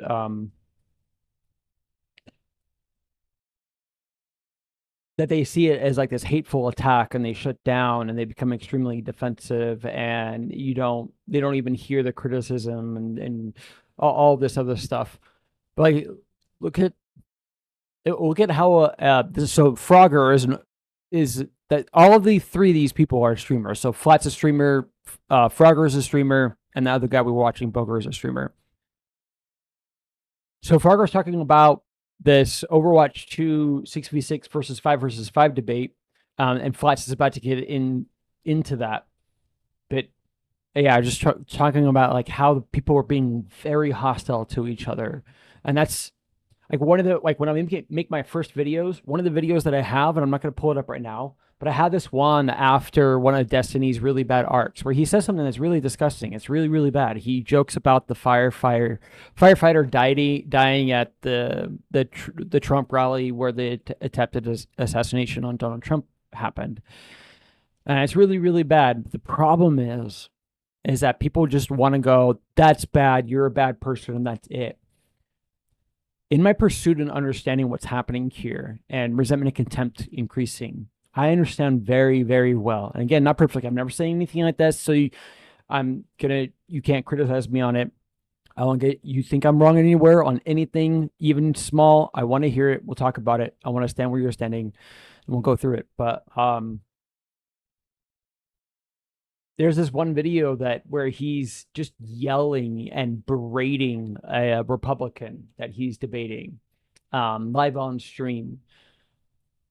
Just after this time, and he's belligerent. He's like, this is why I don't give a fuck about your side. And it's because if you watch that conversation, for the majority of the conversation, whenever Destiny is giving any amount of his criticisms of what he thinks the problem is, the other guy is never validating any of it. He's avoiding it. He's only counter-arguing. He's only telling them where they're wrong. And let me show you like this best version where people aren't screaming at each other. I have experienced where a person, and in fact, I really love this. I really love this guy. There's this guy, I just call him Gur, and I met him a long time ago.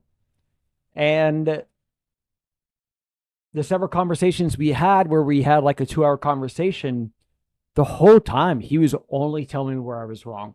But he would always be nice. He would always be sweet about it.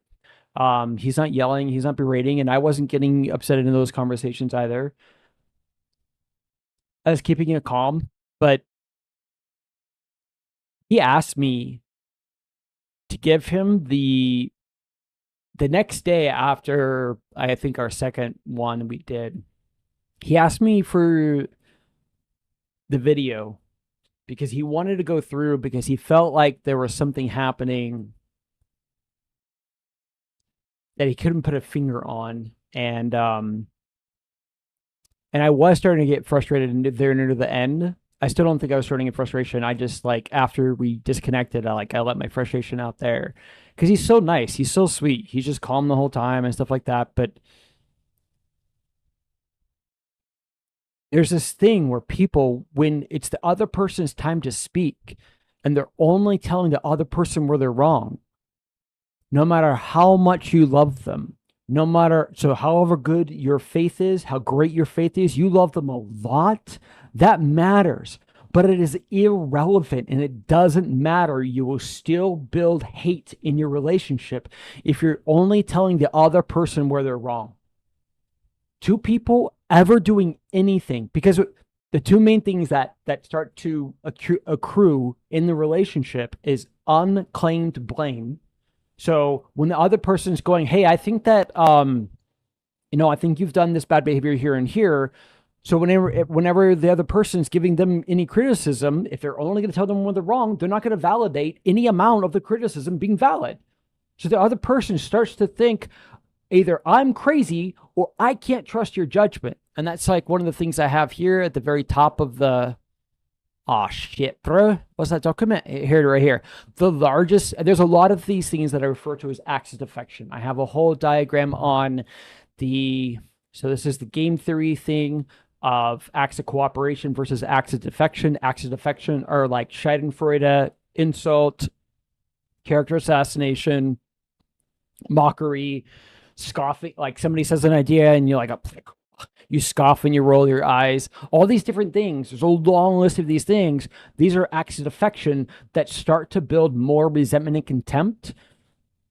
And I think these things even very specifically happen unconsciously. Some people are consciously aware of some of them, but there's a lot of them that are not. So that people are not aware of these things.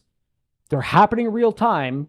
The contempt and resentment are continuing to build up in the moment, and the people aren't even seeing that. In fact, because it feels like this thing of like, because the other person, every time they talk, so just imagine like you're talking for a person for an hour, and each time it's like two or 3 minutes, each person, like, and both people are giving each other time to talk, and there's some interrupting, but it's very mild. But every single time the other person's talking, they're never validating, especially any of your criticisms of them in that conversation. So if you're saying, hey, I think you're avoiding my argument, or you're strawmanning me, or you're avoiding my criticism of you, of your behavior in this conversation, and then when it's the other person's turn to speak, they only say where you're wrong, again, at a certain point, everybody snaps. Everyone, either the person, everyone either snaps or they just leave, or they snap and leave the conversation, or they just leave the conversation. They're usually just one of those three.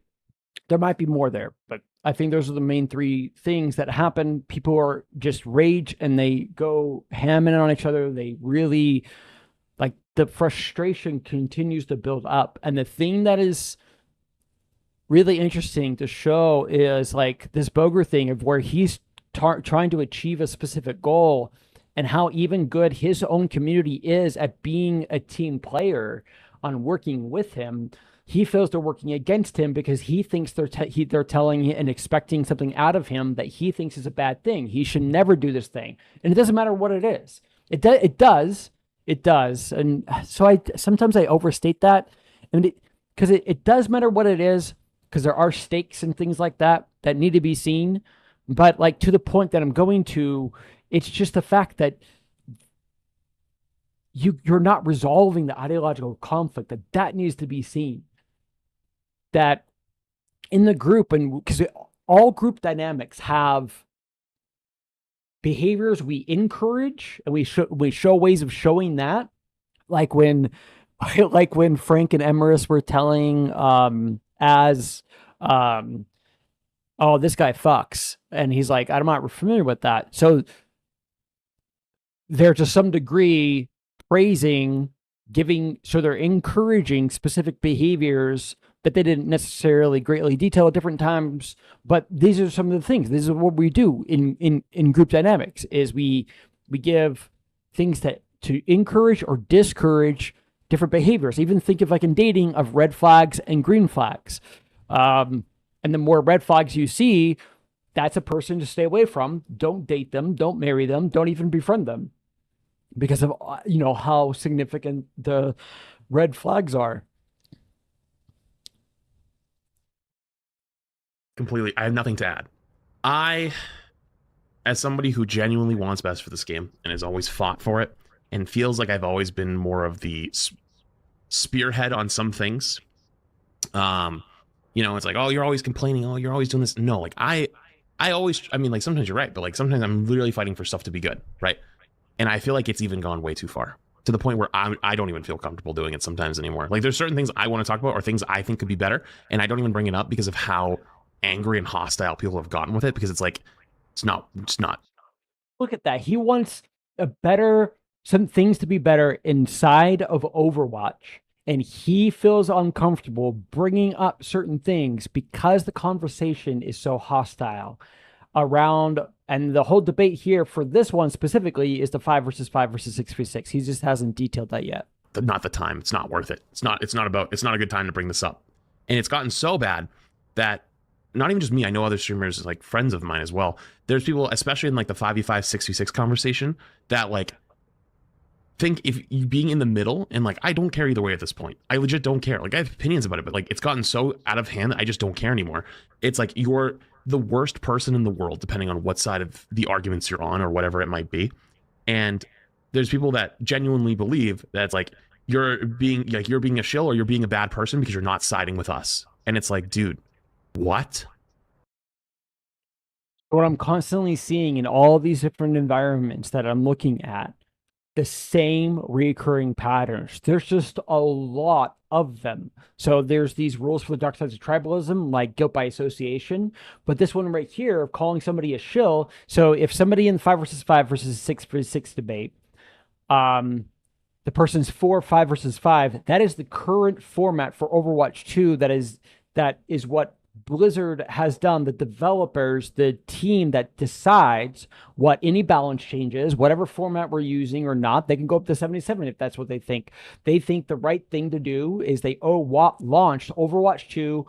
We went from 6v6 to 5 versus 5 because they think it's the best thing to do. So if somebody agrees with 5 versus 5 being the right thing, somebody from 6v6 will say, you're a shill. You're on the side of the dirty corporation that is wrong and is destroying our game, the health of our game. The community is literally at fracturing and at disarray, and the long-term playability of the game we love is not going to be there.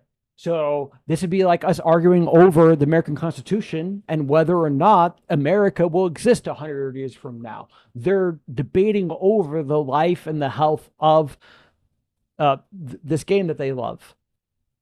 And they're using a pejorative, and that's where we get to this guy over here. Where is it? Come on. Here. So we're kicking each other off their seat at the table. We're all judging each other in the court of public and private opinion. And these unfair judgments, using the judgmental contempt bias or the toxic nice bias, either grant or remove credibility that a person deserves a seat at the table. And so we'll show this right here of this has just happened within the last week. Tucker Carlson had Nick Fuentes on, and they're discussing this right here. And look at how many times she says to see the table, or just, yeah, you'll see. Nick Fuentes is somebody who was relegated to the darkest corners of the internet. The fact that he has been able to amass the following that he has by going deep into the topics that he is passionate about, educating his audience each and every week. Yes, sometimes he says controversial and inappropriate things. He is an edgy commentator. However, he has more than earned his seat at the table to be able to have this much influence despite all of these forces actively working against him. And all Tucker is doing is recognizing that, as we all can. Everybody who has, you know, 2 eyes, 2 ears, we can recognize that it's okay to talk about Nick Fuentes now. And Tucker's simply offering him a seat at the table. Well, what's interesting.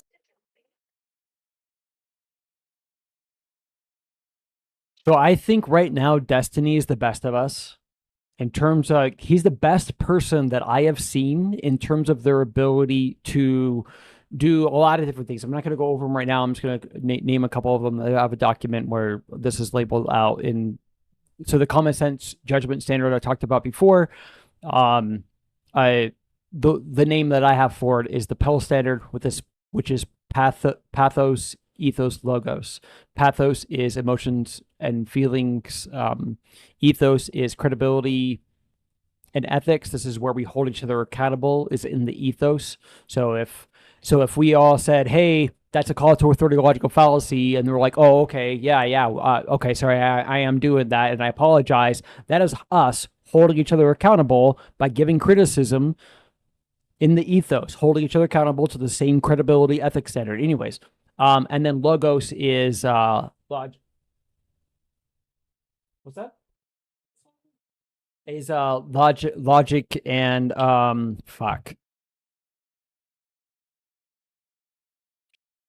and something. Logic and arguments, logic and sense making. Anyways.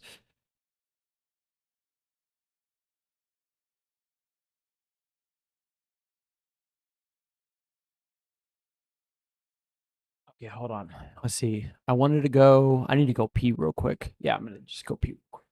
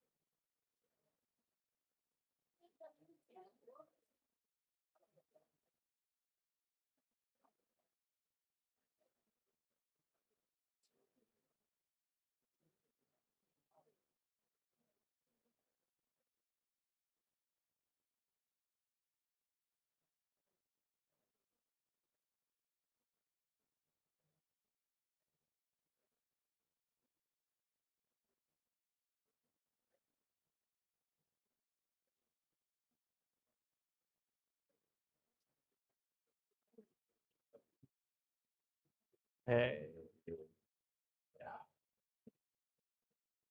Um, where do we go? We needed to go to avoiding the argument. Okay. All right, sorry, I had to pause. So let's go here to the avoiding argument document and look at some of these things that are down here. So like these are different rules and tribe for that basically form tribal dogma. Whose side are you on? You sound like one of them. You're not being a team player. You're hurting morale. Don't betray the family. The first rule is loyalty. When we are infighting, it helps our enemies. We stick together no matter what. Real members don't criticize. Then here's like some ones for tribal taboo. The same one for like whose side are you? Are you on? Are you on their side? Why are you defending them? You sound just like one of them. Don't get soft on the enemy. You've been brainwashed. You've gone native. You're being manipulated. Stop giving them the benefit of the doubt. You're starting to think like one of them. Don't fraternize with the enemy. So there's those, and there's a lot more. There's a lot more than those like rules for the that make tribal and dogma and taboo. These are just like some of them. Look at all these other ones. Like here's some moral contamination framing, like donning the rose of the devil. There's some hate you can't negotiate out. You're playing devil's advocate. Don't platform hate. We don't negotiate with evil. That's dangerous thinking. Don't give them legitimacy. And there's just so many of these. That's just your opinion. You're overreact. Like here's some intellectual guilt dismissal ones. And so what each one of these do is they do two things. They avoid the argument, and then so that whatever is being said isn't engaged in, and then it's thought termination.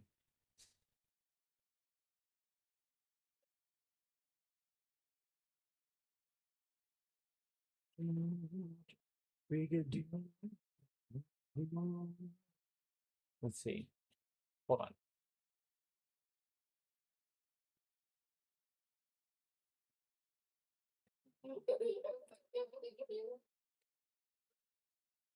I just posted it in the Discord.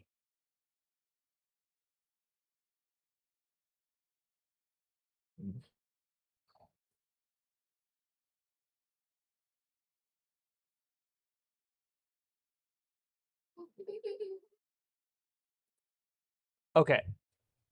So, but let's go down to some of like there's so many of these things. There's so many different ones in different contextual environments, but they always dismiss and avoid the argument, dismiss criticism or potential praise. If you're trying to praise the bad people with bad ideas, if you were to say anything good about Nick Fuentes, you agree with anything that he did ever, about anything.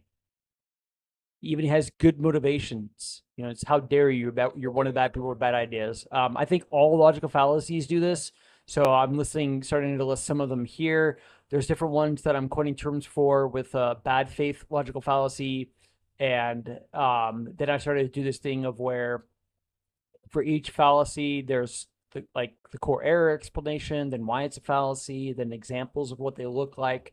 And so like doing this thing where there's So each one of these going down the line is where we would have those. And I haven't formatted that well yet, but then there's more down here of like, here's like the rights prescriptions for what it means to be a good person, a good parent, the toxic, what I refer to as toxic tough love. Suck it up, tough it up, man up. Stop being so insensitive. You're overreacting. Don't be a baby. No pain, no gain. What is it? What doesn't kill you makes you stronger. Pull yourself. And I think, by the way, I think there's almost always good in most of these things. I don't know about whose side are you on. There might not be anything good in that, but things like toughen up, suck it up, stop being so sensitive, you're overreacting. There are potentially good things in each one of these things, but it also could be really bad because I think one of the things for toxic masculinity is unrealistic expectations. The person's judgment of the person actually overreacting, or maybe they're not. How many times can I show the person fact versus feelings, Ben Shapiro, on how sensitive he's being? Like, that's what a lot of people are calling him out for. Nick Fuentes just made a video calling Ben Shapiro a bitch because he won't debate him in a public forum.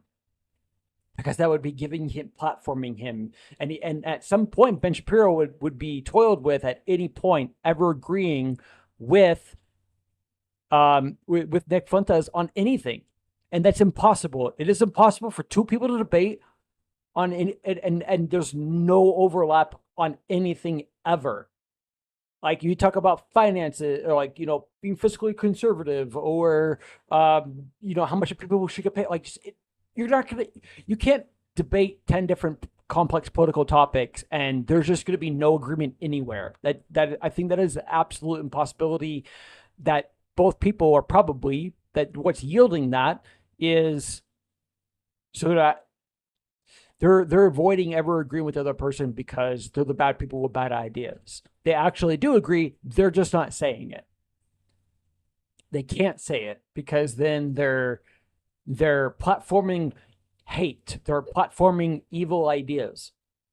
This is a deep philosophical humanity issue we haven't fixed. Stop complaining.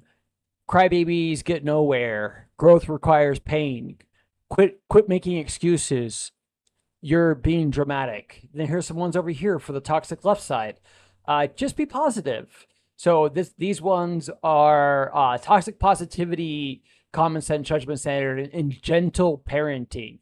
So there's a book called Caught in the American Mind, where we went from a very tough love parenting household to, and then the children of that generation, the baby boomer generation, had the Gen X generation. The Gen X generation, most of them started to do overcorrected and did gentle parenting, which here, by the way, shows one of the logical fallacies of baby out with the bathwater, where too many of these people, when they're going to look at, oh, I'm not going to parent like my parents, too many of them, because of their contempt for their parents and us as humanity not knowing how to measure contempt and resentment, and that this is a horrible intellectual sin that destroys groups. So this family environment, as those children were raised, so there's basically like 3 on each of these for the toxic love and the gentle parenting side, toxic tough love and gentle parenting side.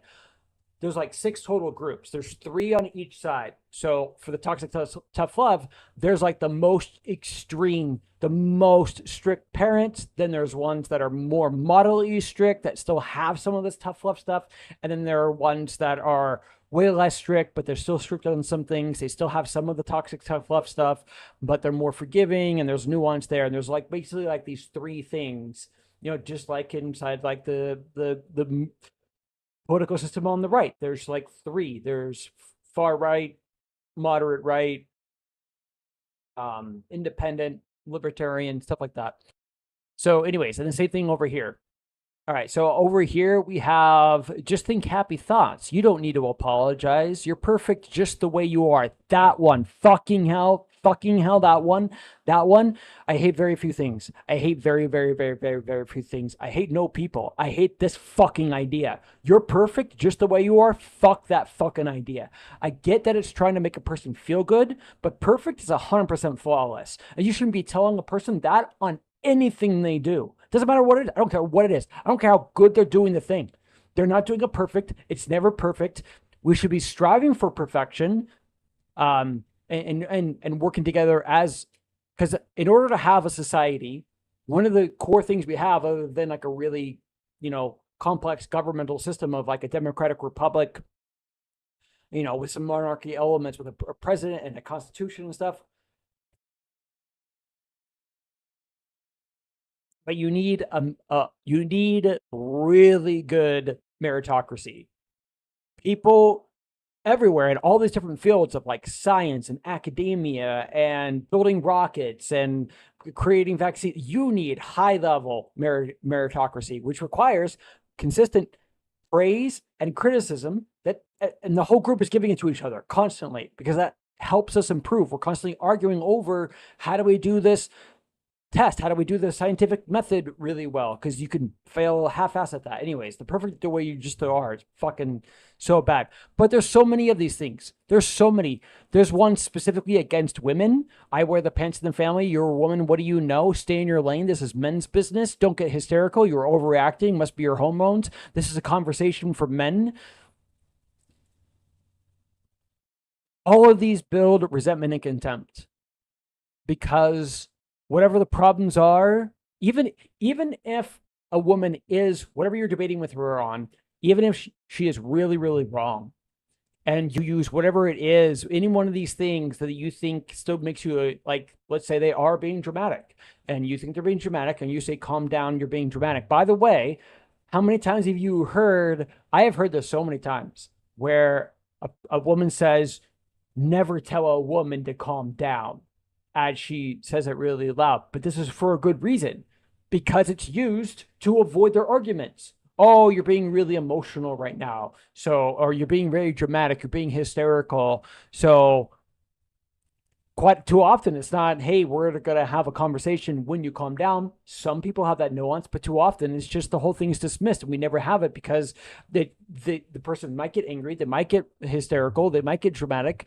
and they see a pattern for that. So then again, it's just this in the group, the festering ideological conflict. What should reign supreme? What's right and what's wrong? It just continues to persist and eat away.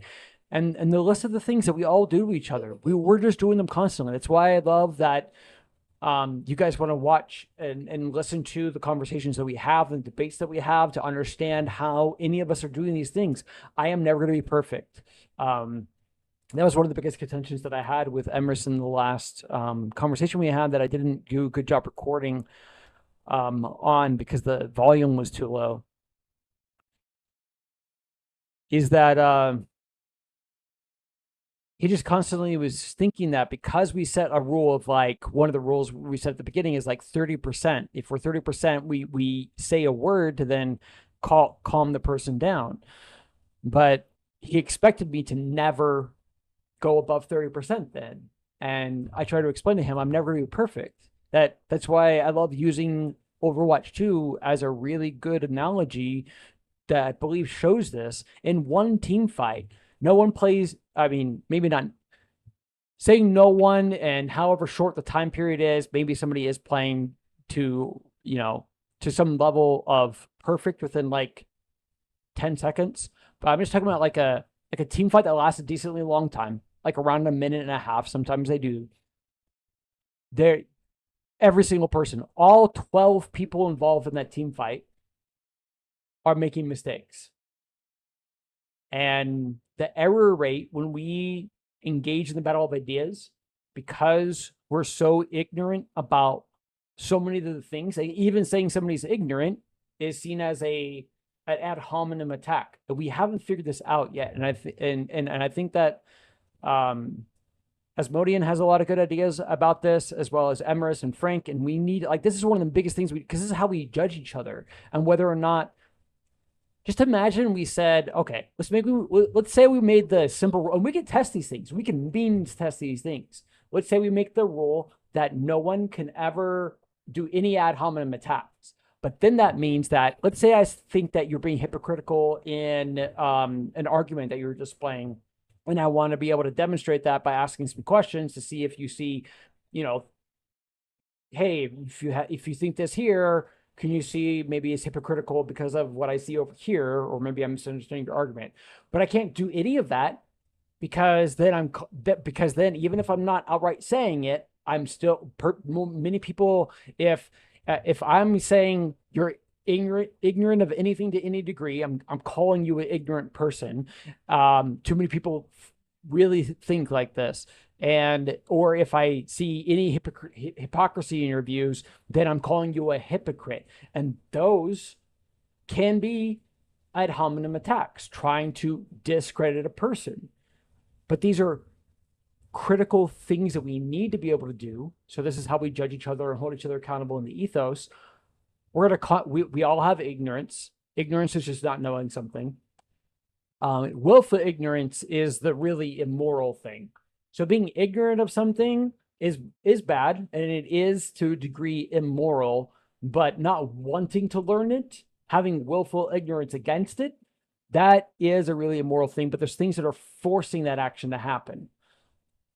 And it's the whole thing of like psychological reactance, and which basically just means that two groups of people. So imagine like during COVID, because Democrats were controlling a lot of the states where mask mandates were done, and conservatives were then irrationally not engaging in the debate of the efficacy of masks and whether or not we should use them. I think that masks largely did nothing for COVID, but we didn't know that at the beginning. But the point is that change it to any topic and just any two groups of people. When there's high level ideological conflict and one side has power to force the other side to do what they want. So think of a toxic, tough love dad who has these high level stick consequences for their children, his kids, as they grow up, to do all the good things he wants out of them. So he's never inspiring them. He's never logically reasoning them into, you'd want to do this because these are really good things and all this how and why and stuff like that. He just has these rules and you do them. And if you don't do them, there's all these really bad things you don't want to happen. So the people are forced to do the good thing. And if they don't think it's a good thing, that's where the psychological reactance happens. And people are irrationally biased against whatever it is that they're being forced to do. So like that mask mandate thing is a really good example. So many people I saw on the right were saying masks do nothing. They just these really extreme arguments.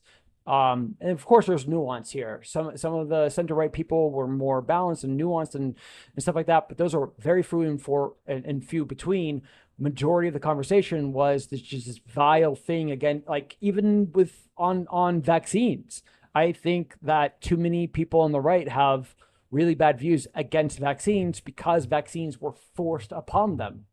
Again, ideological conflict forced upon people causes psychological reactance between groups and between parent-child, husband-wife. If the husband controls all of the money and then uses financial warfare to win anything in the relationship, that can cause psychological reactions between the husband and wife. There's just all these different things. So many things. It's so complicated. And that's why I think as we debate things, we're gonna need like time when we debate. So the debate we're gonna have for Frank versus Emrys, we need something like a debate before debate before the Frank versus Emrys debate to go through any of these potential rules that we can do, and we're going to try and means test. We're not going to means test all of them in everyone's examples. We can only do some. But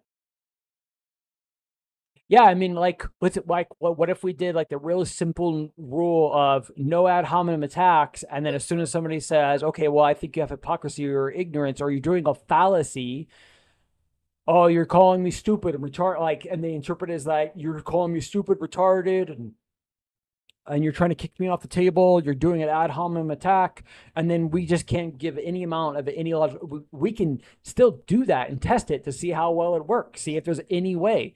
Yeah. Anyways, so we can means test these things to see how well they work in debates. But then when like there's quite often times where we need to pause the current debate that's happening. So let's say we're in a debate between Emrys and Frank, and we're into these different things of the points of how Frank views things and Emrys does, and the facts that they're giving, all these different things. But it feels like we're being unproductive and both people aren't hearing each other. We need to pause that debate of the actual thing that we're like to then have a conversation about like this overview of, okay, how do we think the two people are talking past one another? What is the thing to help us get us back on track and allow the conversation then to be productive? Stuff like that.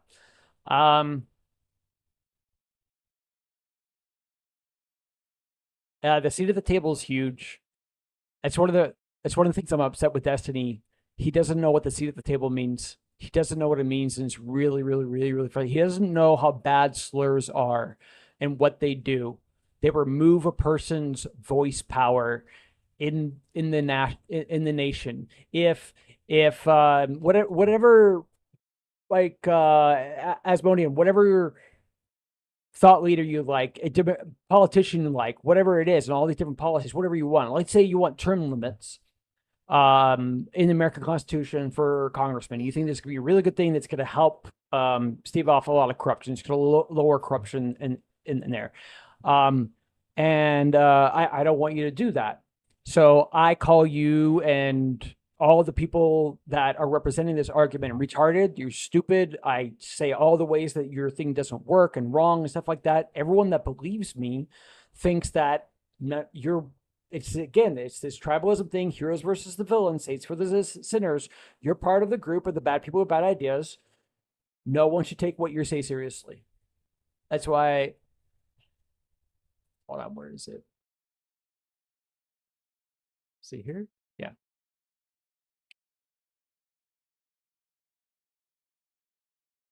Oh, I was making a diagram. Where is it? Nope. There it is. So I was just writing this today while we were talking, chatting texting in Discord chat. And I didn't post it yet, but anyways, Project SoUL's mission. And I know this claim is wild. And it's gonna take a lot for anyone to stand where I'm standing to see what I see. That's not going to happen in even a 3-hour conversation. I definitely can explain a lot in 3 hours, but this is a really complex thing on what it is. It's going to take a while. So I need everyone to please reserve judgment while still having your presumptions, like you're thinking, you're still I'm not saying turn off all your interpretations. I'm saying don't go, oh, you're absolutely wrong. There's no way that you're right. Still think you disagree with me, how much you disagree with me on any point, overarching claim, whatever it is. But what we're going to do is we're going to go through whatever the different claims that any of us are making to figure out how we can ensure we're standing where the other person is standing. So anyways, so Project SoUL's mission, by the way, SoUL means Science of Universal Love. So it is figuring out together the singular. So the reason this word is here is because everyone right now is doing the double standard. The double standard is that thing where we're judging people way too mean or way too nice. So figuring out together the singular common sense judgment standard. And so instead of just calling it common sense, it is a judgment standard, specifically meaning we arrive at sensible conclusions. So whatever you think, like instead of like, let's say you have a liberal principles and you like protecting property rights, or the sanctity of human life and all the different things we have, like we could go to the death penalty, or how we view war and whether or not things are war crimes and stuff like that, or just all these different things are liberal principles. That is judgment. You've arrived at conclusions of what something is, how it works, how good it is, how bad it is. That requires judgment. So instead of just saying common sense, we need to see this word judgment. Okay. So, all right. Well, I'm just going to go over it again. Figuring out together the singular common sense judgment standard that allows everyone's judgments, fears, concerns, praises, criticisms, complaints, etc. There's a long list here. Is taken seriously. Oh, I should just put equals. We will achieve a utopia, and what that really means is highly cooperative battle of idea negotiations. I'll just put debates. And then highly cooperative political actions.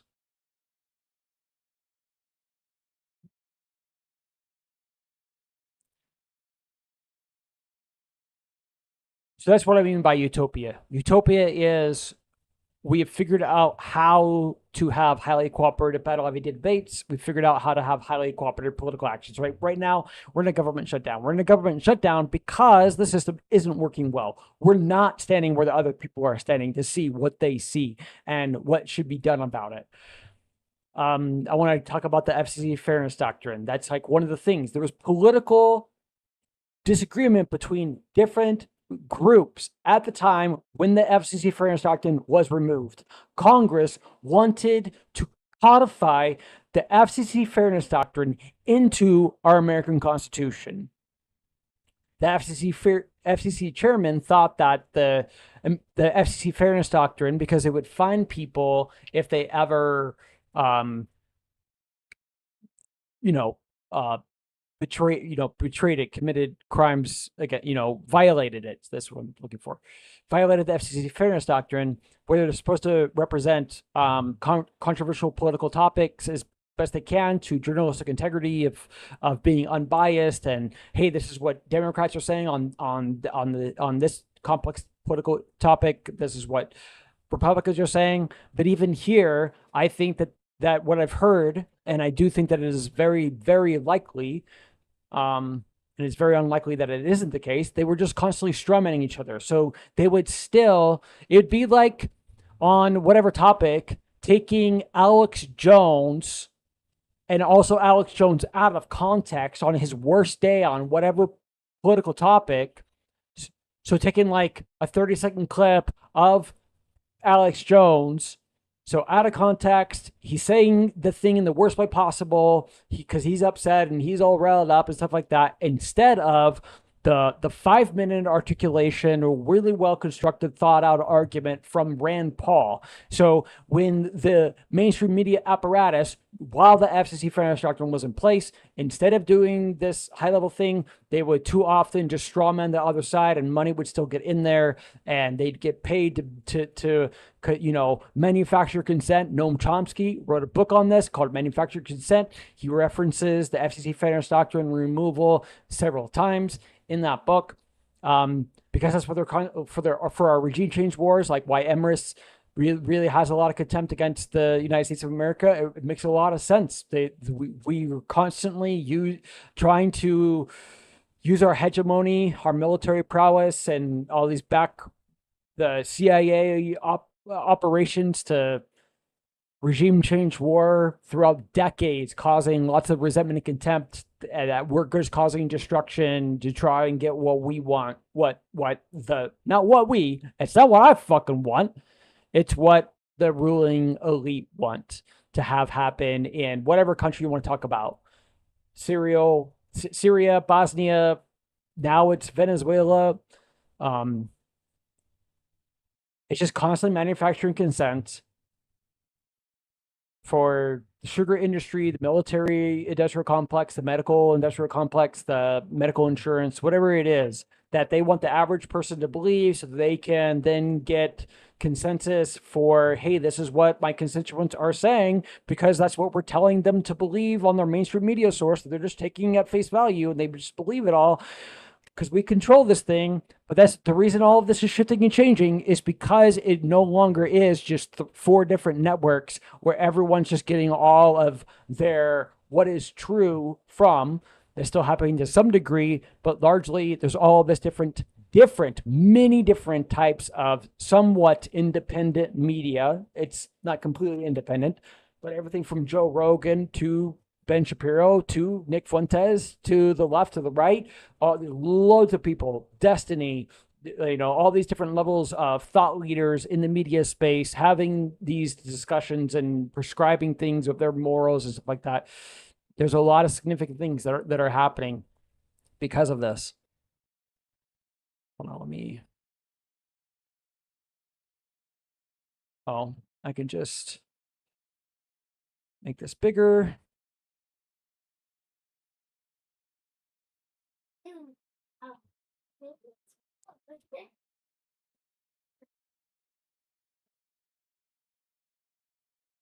So I apologize for this being so long. I constantly am trying to take like really complicated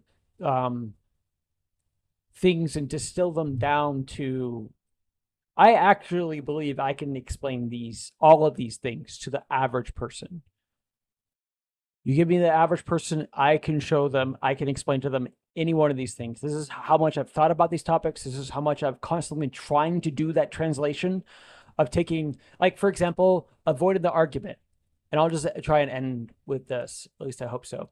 So avoiding the argument. Avoiding the argument is the thing that I want the average person to immediately get into their common sense judgment standard. But the epistemic term for this, the academic term for this, would be argument avoidance rhetorical device. So, but if I would go out to the average person right now and I try to make a bunch of TikToks, hey guys, there's this argument avoidance rhetorical device, and everyone's fucking doing it. It's just so much easier just to tell the people that they're avoiding the other person's argument. I really can for so many things. And that's been what I've been constantly trying to do is translate so many different of these things, like even logical fallacies, what they are, how they're harmful. You know what? We'll end with this one right here, because this one right here is okay. So here's a logical fallacy. It's called the slippery slope fallacy. I call it the slippery slope concept of any topic plus the two-sided fallacy. So the concept is understanding what this whole thing is and how it works, and then how there is a two-sided fallacy here. And so often, all the people that I've ever talked to, they have one of the two fallacies. They're looking at you're doing it from the fallacy from either side. So I'll just go right to that to show what those are. So the fallacy from the left's perspective, if they ever see anything, they see the boulder up here. So this would be like the thought experiment would be you're living inside of a society where all women have to be completely and fully covered, and you want that to change. You don't want that to be the standard anymore for what happens, for what a woman can wear inside of your society. So you want so when the boulder is up here in this position, in this color at the top of the hill, nothing will ever, like, it'll stay stationary. There's no danger for it being a slippery slope. In this position, it's not a slippery slope. It's in the furthest far right position. And to be able to understand that, you just have to look at this, like this thing right here too. This helps show it. But basically, like on any topic, on like what a woman can wear, you have all these different positions. So think of like just around what a woman could wear. This is one of the most easiest ones to show, that in the extreme far right, like you can't even, like, you can only see her eyes. She has to dress in society as a ninja. She has to cover up her ankles too.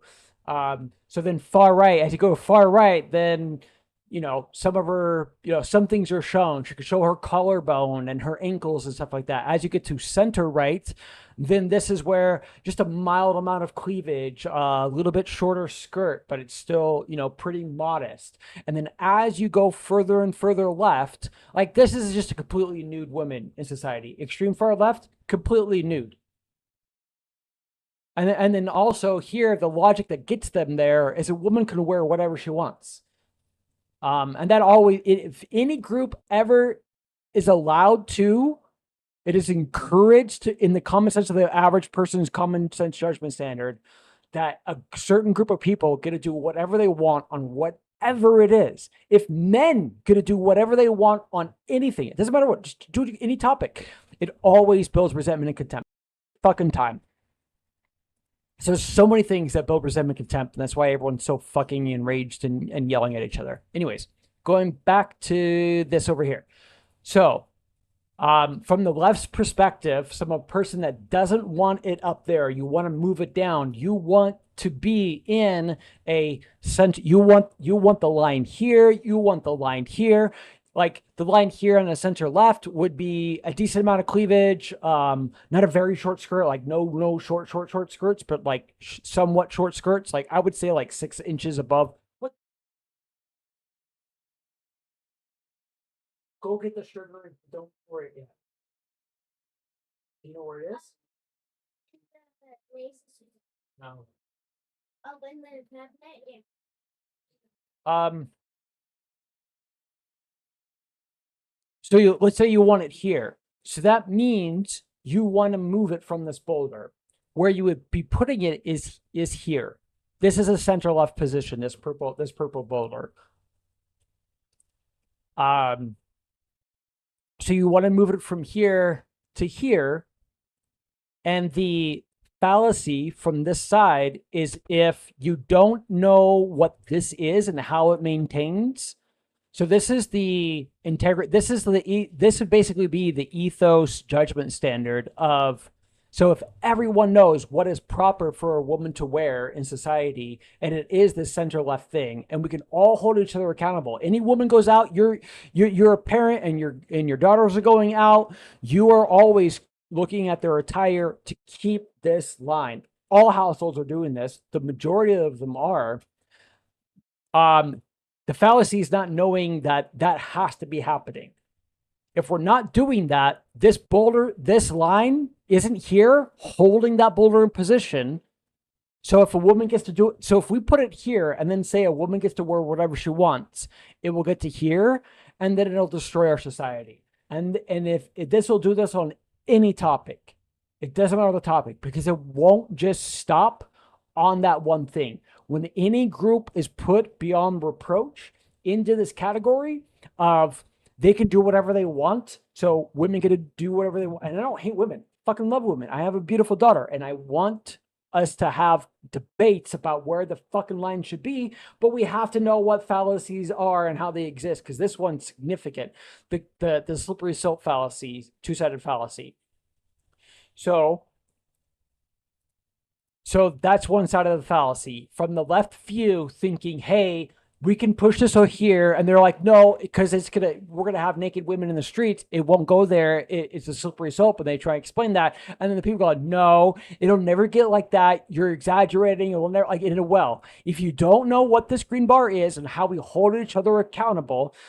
So if a woman, so not even just parents doing this for their kids, or their a husband doing this for his wife, or vice versa, in the household, in society, in public, if everyone, because what happens if a person was to go, hey, I think you're dressed inappropriately. Oh, okay, Karen. Okay, Karen, why don't you mind your own fucking business? Stop your whining, stop your complaining, stop your bitching, mind your own business, okay? Fucking Karen. If we can't hold each other accountable to whatever standard, or wherever we want any line on anything of the conduct of the behavior of any group of people, if we can't do that, this line isn't here. It's not. So when this line is here and we are doing it, it holds this boulder in place, because how strong this is. The boulder will never move down the hill. It will never get to the far left position unless we want it there, because then if we want it there, we know what this bar is, and we'll have the bar there. We know how to all hold each other accountable. But if you can't criticize somebody in society and go, so if a woman is not dressed in the center left line.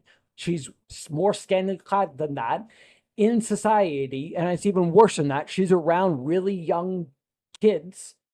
So this became a thing with the whole pride parades and stuff like that, and really scantily clad, almost naked in front of children, especially young boys.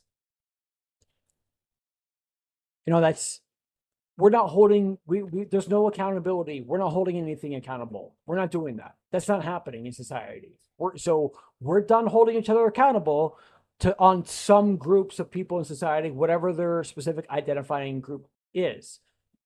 And it's feel like trying to hold Israel to any of the bad behavior they're doing against the Palestinian people. So that's the side from the right side, and then the side from the right side.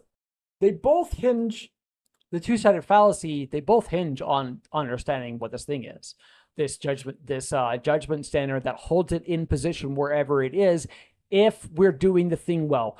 In order for it to hold the boulder in position for whatever the line it is and not destroy society, we have to know very well how this standard works and how we keep it in place. Because it wouldn't just be on this one topic, it would be for a long list of things. So the other side, the other side of the fallacy from the right, from the far right position. So the other one I explained was from the left's position, and the fallacy of telling people that have something in a far right position, oh, it'll never get that bad. Saying it'll never get that bad. If they don't know how this fucking standard works, it will get that bad, and they are committing a horrible, horrible fallacy that actually destroys a society. It causes high-level antisocial group dynamics and high levels of contempt and resentment. It's really, really bad. It's really fucking bad. So the one from the right side is them also not understanding this thing, because they're saying, no, it'll definitely get. So the steel man to their argument is, yeah, if we don't know what this standard is, and the people are saying it'll never get that bad, the people that are saying, no, it needs to stay in this position, they are right. It needs to stay in that position. However, if we do know what this integrity standard is, this green bar here of how we hold each other accountable in public and in private. So that, again, this has to do with judging each other in the court of public and private opinion on a long list of complex topics. So they don't know that this bar exists, and we can hold it in whatever position, center right, center left. So like abortion. If we negotiate that where most people agree upon the consensus for abortion is safe, legal, and rare at 13 weeks, in cases of incest and abortion, that means we are allowing abortions, but in very specific nuances of where it is. That would be, I would think, a center-right position. It might be considered a center-left. I can see it both ways, but we can hold it there. So on the topic of abortion, if we know how the standard bar works of keeping it there, we get to keep it there. But if people come through and say, my body, my choice, and women get to do whatever they want with their bodies, that bar is fucking gone. You're no longer allowed to criticize women on the topic of abortion, on what they can wear, and no group is allowed to do this. Again, very specifically, I do not hate women. I'm not against women. I'm actually a fifth wave feminist. I am actually trying to give women more of a voice, but not just women, men too. I'm trying to get everyone more of a voice, so everyone actually knows how to take each other seriously, and we can figure shit out together, because everyone's talking past one another, and the more we talk past one another, the more everyone's voice power goes down when we are talking past one another. The more I talk past Emrys and I'm not understanding him and what he's seeing, to me, his voice power continuously just goes down and down and down, even if I'm not actively trying to do that. Even if I'm good faith, my bad form is avoiding his arguments and my ability to understand his arguments, and that is lowering his voice power to me. I'm not. Anyways, you get the idea. All right. So yeah, that's the right position. hinges on the same thing of misunderstanding what this bar is. That so the steelman is when people say it'll never get that bad, they're wrong if they don't know what this bar is, and society is very consciously aware, and we're debating this line and we're making sure we're holding this line.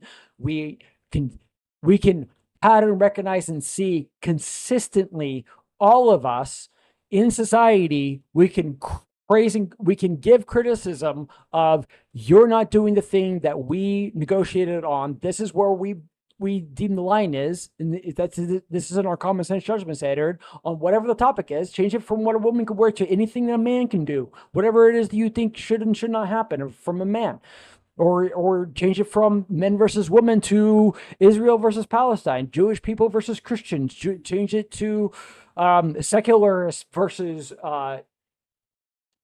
Judaism. It's any two groups of people.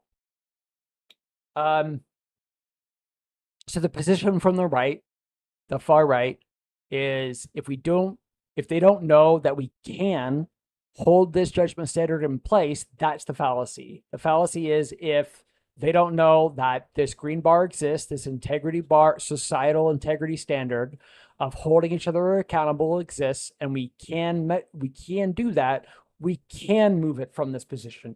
It will not get that bad. So they're wrong, and that's where they're wrong. That's where the fallacy lies from their view. So there's a fallacy from the view of the person on the left that wants to move it out of the far right position, and there's a fallacy from the person on the far right that thinks that it can never move from the far right position. I probably could have explained that better. I'm sorry.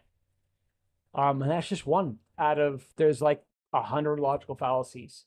This one right here almost is always at play. I think it's always at play in every single informal debate between a husband and wife, parent and child. Almost always they're debating the rules and whether or not they're fair, and whether, like, because you can go too far and give children way too much fucking freedom, and the child destroys themselves because they have no standards, they have no guardrails.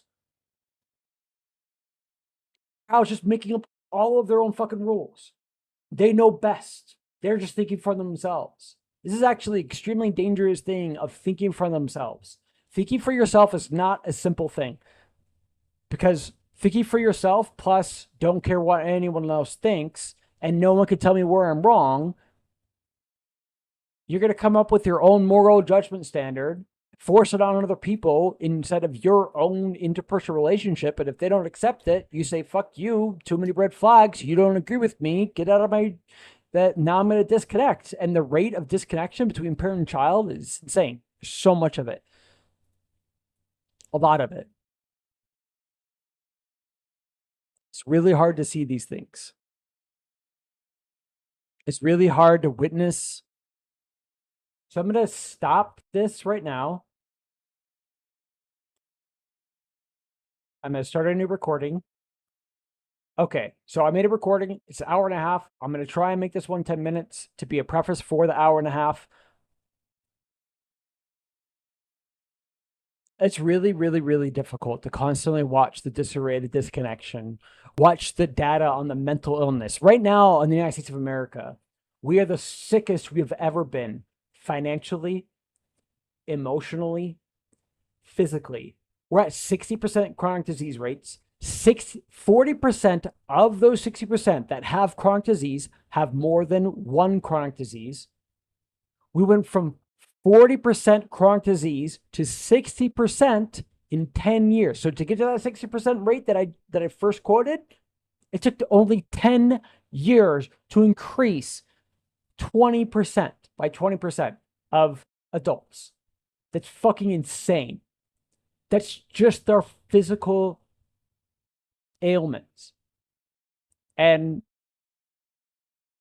my study over the last 10 years has been what is happening when two people are engaged in these informal and formal debates. And there's all of these different things from the nurture side, what we're taught or not taught, whether we're taught logical fallacies or how to argue or how to read statistics. These are all nurture things.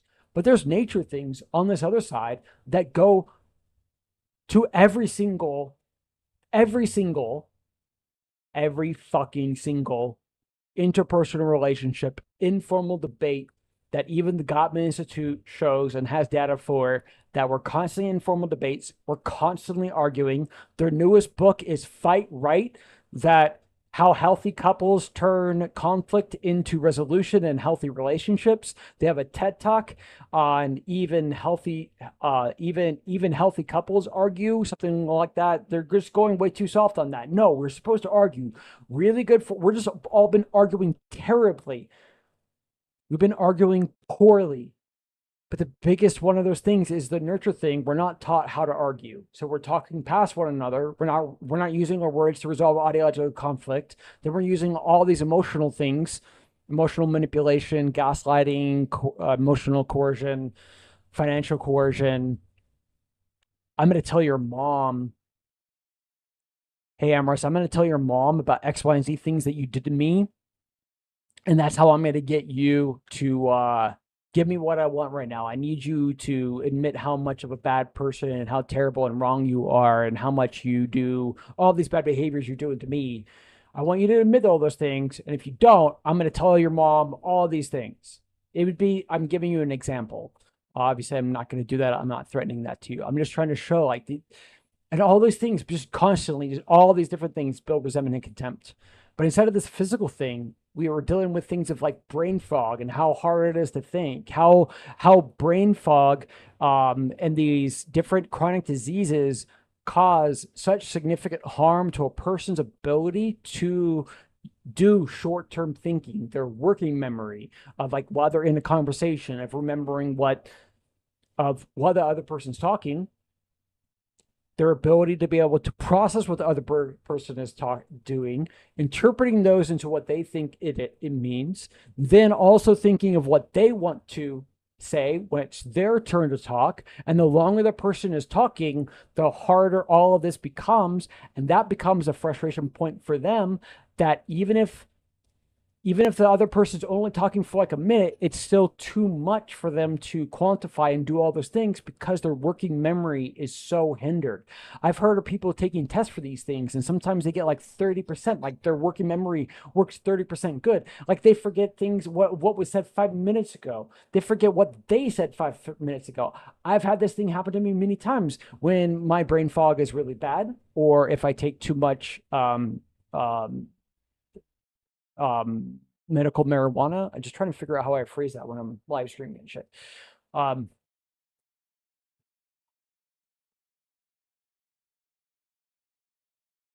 you get the cinnamon? Did you get the cinnamon? It's there too, in the same spot. If you want to get it, don't have to.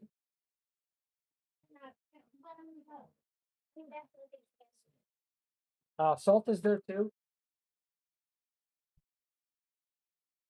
So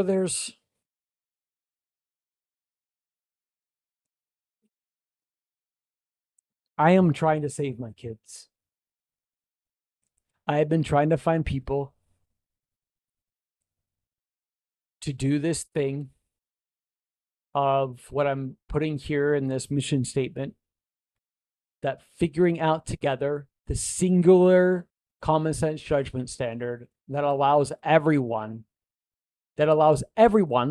judgments, fears, concerns, praises, criticisms, complaints, etc. Sorry, I should be saying this, to be and then taken seriously. It needs to be like underlined. It needs to be like not read because it's not horrible and bad, but like it needs like we're constantly, if I say your idea is retarded and I scoff at it, obviously I'm not taking your idea seriously. If I say I don't get it, I don't care what a certain group thinks. Yeah, I don't care what any of them think. They're all stupid. They're all retarded. They're all bad. I don't care what they think at all. I'm not taking anything that they say seriously. So all of their criticisms of me and my group, I'm not taking them seriously. All of the concerns they have for anything, I'm not taking them seriously. But when they are taken seriously, we will achieve actual utopia. we will have highly cooperative battle idea debates, and we'll have highly cooperative political actions. Once we figure out this singular common sense judgment standard that we're all using to judge ourselves, the other, and the complex world around us, which is in this doc. Wait. Yeah, right here. How we judge ourselves, the other, and the complex world. I mean, in this one, this is the document for Overwatch 2, but the complex world around us would be science, philosophy, religion. So judge ourselves on our in group, judge the other and our out group. So this would be like me and Emrys ever debating, and how I'm judging myself, my behaviors, my actions, even how as I'm engaging in debate with him, and then how I'm judging him, the other, and whatever group I think he's a part of. Especially when we get into like, United States, where how good is the United States and their motivations and how good we are, and we've had those debates before in the past. But anyways, I've been trying to save my kids. I'm seeing so many problems that these patterns, these really strong, scary patterns of our society falling apart, falling the fuck apart. And one of the reasons that you guys can see that I get frustrated and I get heated in our conversations, is because I haven't found enough people that actually want to solve these things. When we're dealing with, hold on. 8 minutes, okay.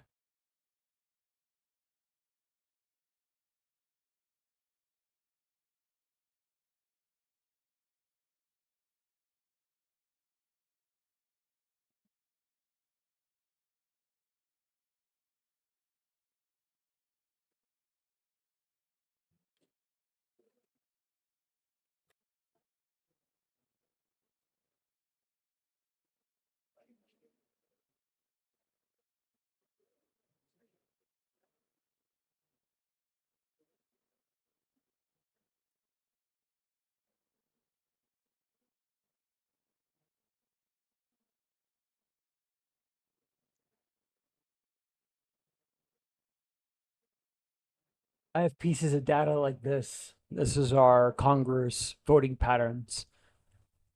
All these different like gray gradients that are like where they are like overlapping, these cones where they're shooting out from. I don't know if I can't make it bigger.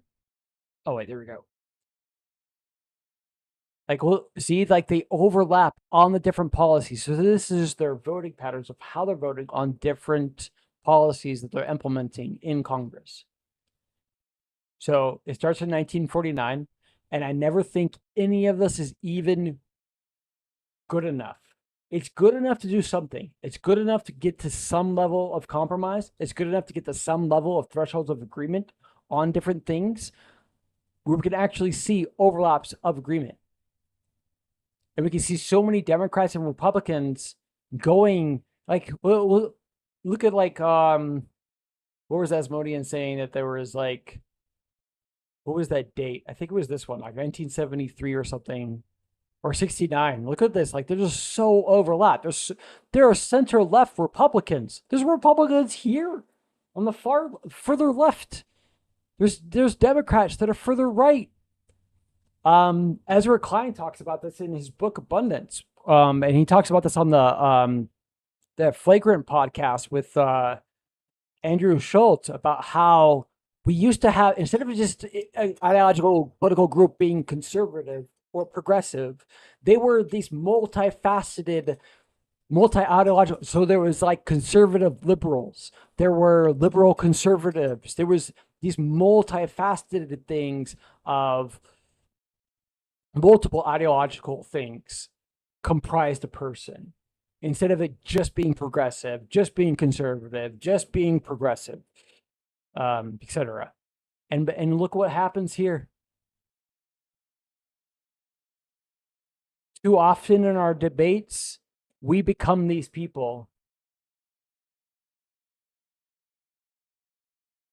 I'm so far from understanding what you are seeing, and you're so far from understanding what I'm seeing. We're talking past one another, and we're seeing as we are discussing things. I'm saying every time you're talking about any different things, your ideas are so insane and really bad and terrible, and then you're saying the same thing for mine. That's what this is right here. And I can show that in interpersonal relationships. It's really hard to look at all of this disarray and disconnection, but look at here. This is a shorter range, but here's 1994, and this is general public, and this is Pew Research. So here's 1994, and look at all this overlap between the average Republican and Democrat. I still think there's a lot of problems here. Most of these people are apolitical, meaning any of the resolution, any of the solution, like where they're at on their positions, they could barely explain them type things. So there's still problems with this, but there's some good here. There's at least some overlap in agreement. Watch what happens. Well, hey, watch what happens when I hit play. You can hit play and it'll cycle through the years. Let's see if it does it. Yeah, it's doing it. There's 1999. There's 2004.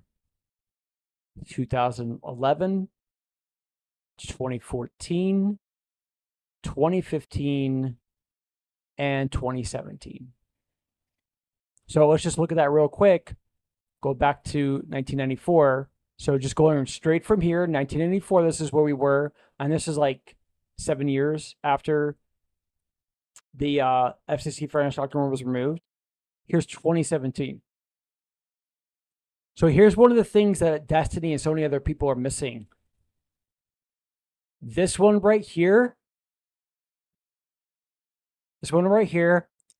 Look at the problem way before Trump is ever a political figure. 2011. Look at all this. From 1980 fucking 3. It already, like, these all look really interesting, but 1981 looks really interesting. It seems like there's still a decent overlap, but something happens right here in 1983. Look at that. This like the Republicans are really already like greatly aligned and concerted on this side. And it was Reagan that vetoed Congress trying to codify the FCC Fairness Doctrine into the American Constitution. So Congress was trying to do that, and the FCC chair didn't want that to happen, thought the FCC Fairness Doctrine was really bad. And when Congress tried to codify it, Reagan vetoed it, a Republican vetoed it, and then they tried to get enough votes to overrule the veto, and they couldn't get enough. And the FCC Fairness Doctrine was removed. Then look at 1985. We just split in two.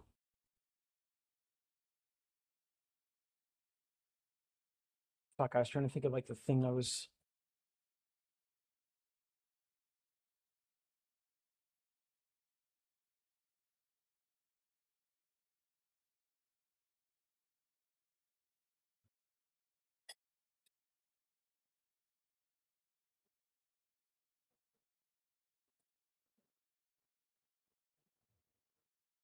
So well before Trump was ever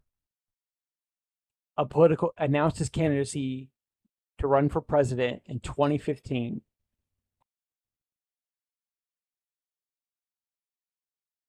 we were already showing the disease in that people cannot see the same reality. That there's two realities. That we're actually so far off from one another. Now watch this over here. So this shows 2015. I don't know, like he announced halfway through 2015, but already for the average person from 1994 to, so if we want to just say to 2014, there's already a problem. We're already seeing a sign there. And then the same thing when we go to politically engaged And I think that I actually think that the vast majority of people, when they are politically engaged and they get into politics, something's woken them up. They see problems with the healthcare system and the price for medications for their grandma, or getting surgeries, and the healthcare prices and stuff like that. And they're like, fuck this, I need to do something, and they get politically engaged. So they have good motivations to be there. I think the vast majority of cases, that's what's happening. It's good people trying to do good things, and then they start to anyways. So let's go to 2014 again. So here's politically engaged, which also really quick, we can already see just between general public and politically engaged on the same year,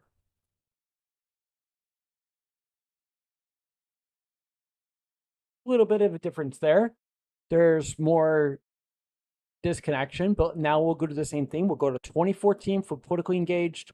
Holy fucking shit, motherfucker. What is this? There's barely any agreement there. Like this right over here, there's the Proud Boys over here, that's Antifa. Watch what happens in 2017. Oh my God. This is 2017. This is 8 years ago. And yes, Trump was already now part of the thing, but before Trump became the thing, so this other one over here, this is Congress. This right here showing two other demographics, apolitical general public, average Republican, Democrat, and politically engaged. And we're showing all of these different demographics are showing problems before Trump enters the chat. Trump is a symptom. He is not the disease. And I will constantly always show where I see Trump is doing good things in his first term, his second term. I think there's things he's doing right now, even though he's extremely unhinged. He's doing a lot of things that I genuinely believe are unconstitutional. I think there's many different things that he is doing that are good, even on immigration, even though they're like some batshit crazy stuff. That's like, what the fuck? But definitely, Biden did a really bad job with the border, and our border was incredibly porous, and people were just coming in and just saying the magic words of asylum, and we're just letting people in, letting people in, letting people in.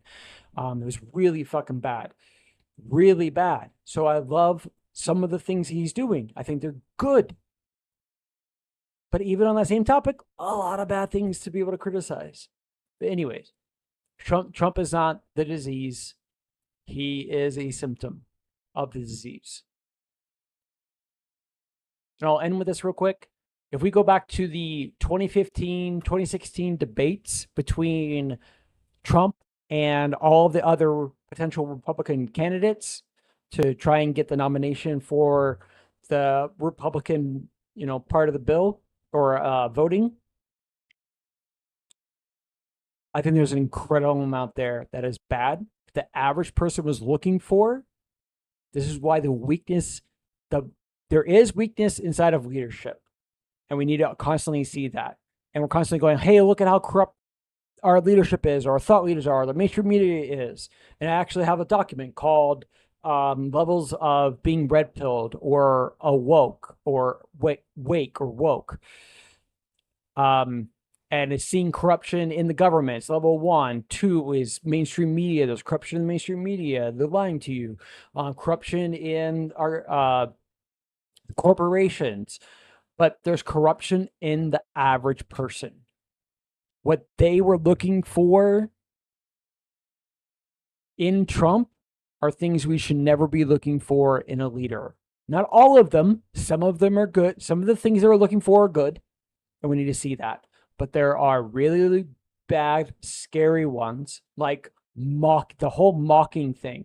This is why he put out a AI video of Barack Obama getting arrested when Tulsi Gabbard announced the whole thing about indicting Obama.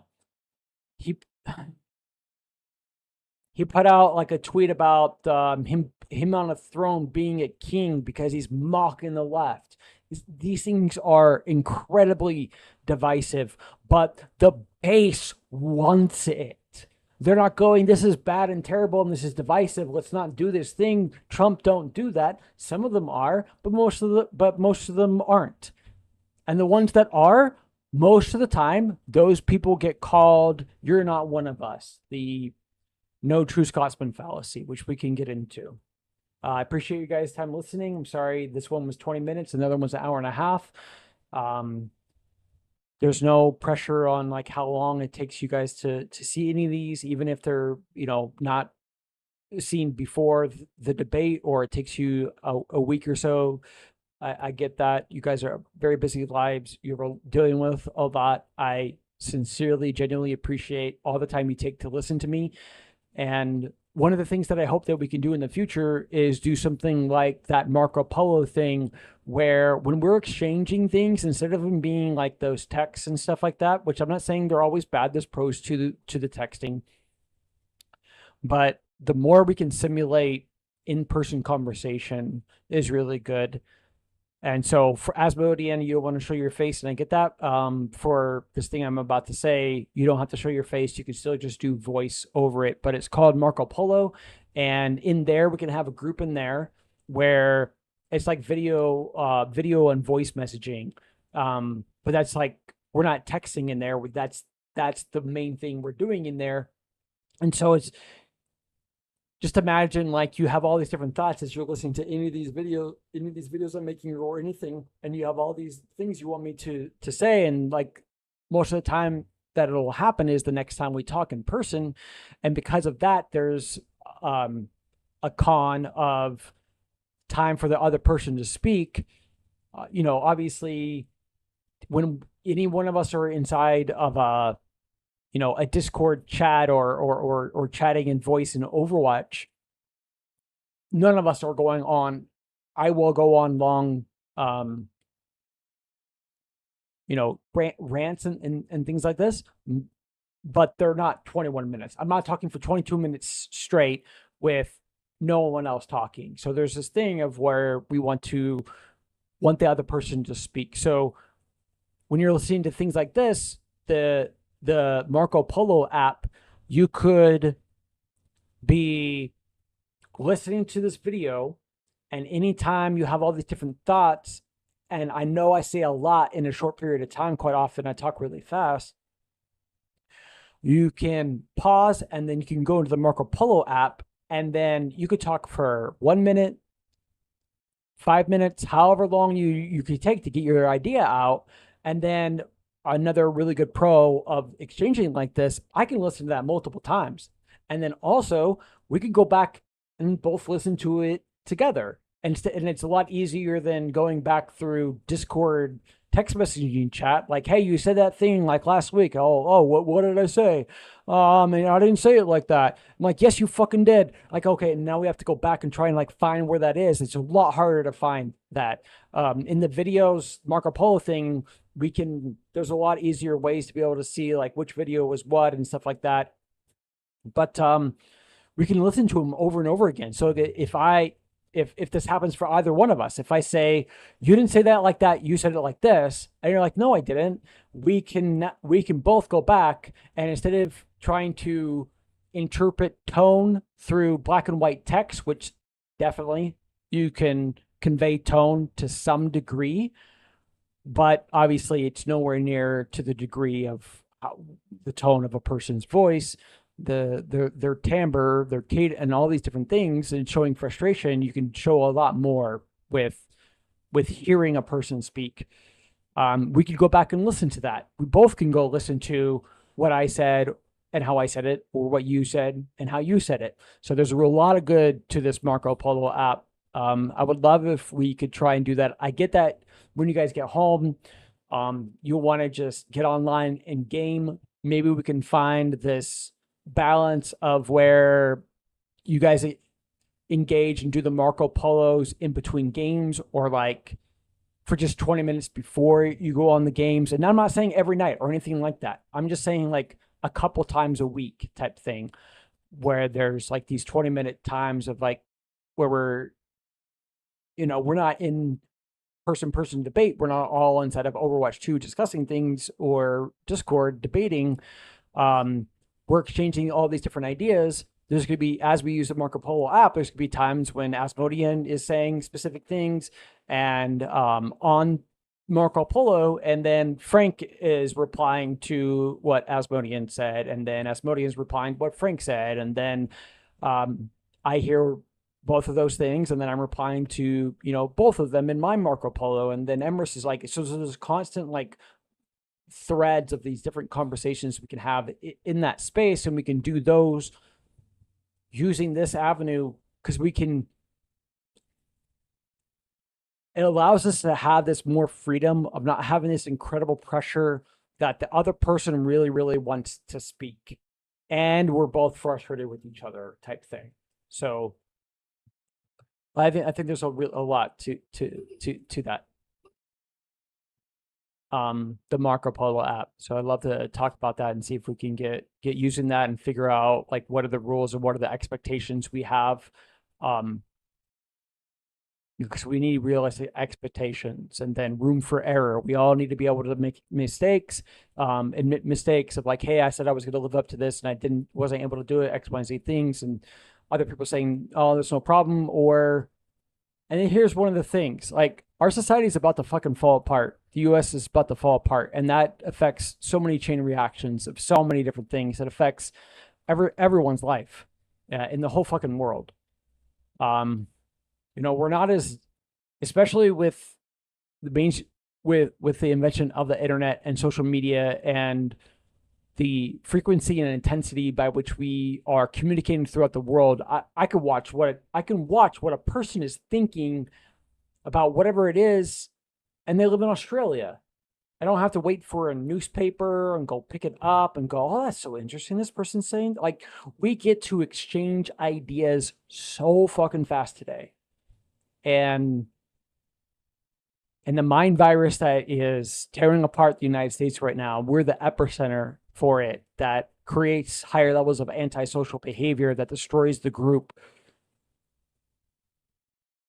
The patterns I'm seeing, it could be tomorrow everything falls apart, or it could be 6 months from now. But it's not 5 years. It's not 10 years. Not even fucking close.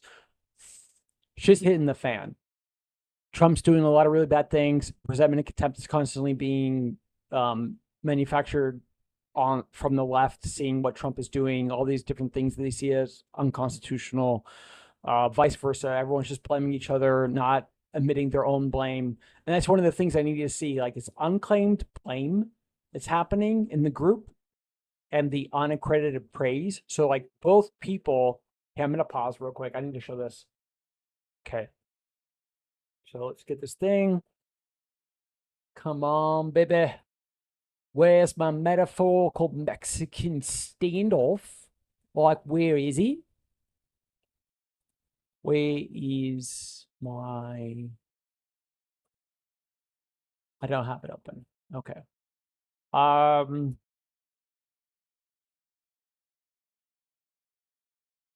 Mexican. Okay. Okay. All right. I'm trying to wrap this up. I'm trying to show this thing. Like, so the unclaimed blame and the unaccredited praise. So when people look like this, they look like this in 2003. This is how I see that. So first we have to talk about the 4 sides of judgment first to better explain and just try and show this more concisely. So between 2 people or 2 groups of people, so let's just say it's Emrys and Eric.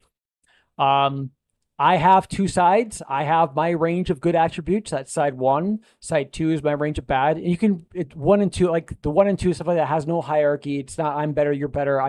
These are just numbers on things to show, so we can number things, not hierarchical. It's no hierarchy or value associated with these things. It's just trying to show there's 4 between 2 people and 2 groups of people, or 2 groups of people. There are 4 total sides of judgment. Each person or each group has 2 sides. So person A has their range of bad and their range of good. Each their range of good or bad is a side. You know, side 1, side 2, and then side 3, side 4. So there's 4 total sides, okay? When the MMS is happening, when the metaphorical Mexican standoff was happening, both people, so I'll put Eric, and then so at our worst, Emrys, whenever you and I have been at our worst, we're the most upset, we have the most resentment and contempt in our relationship, and we're in this conversation, and there's been a couple times that this has happened. Eric only wants to engage in 2 of the 4 sides of judgment.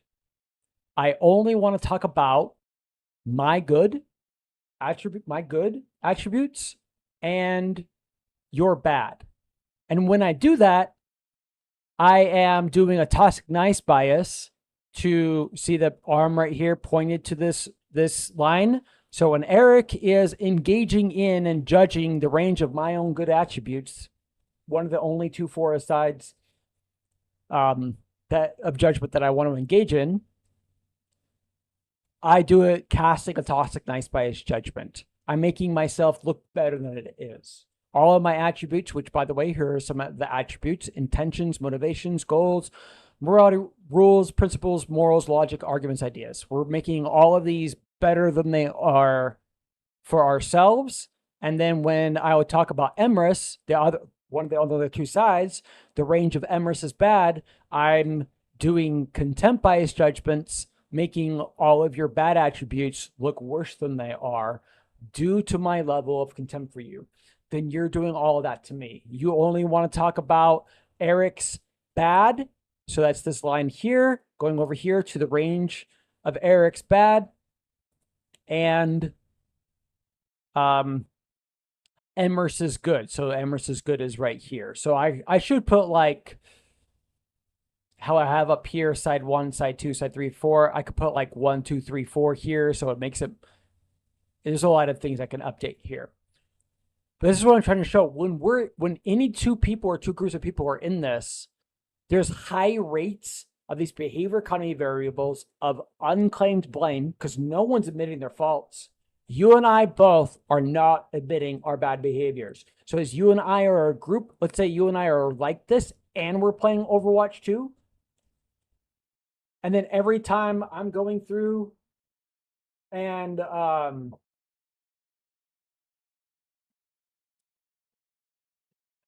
hold on.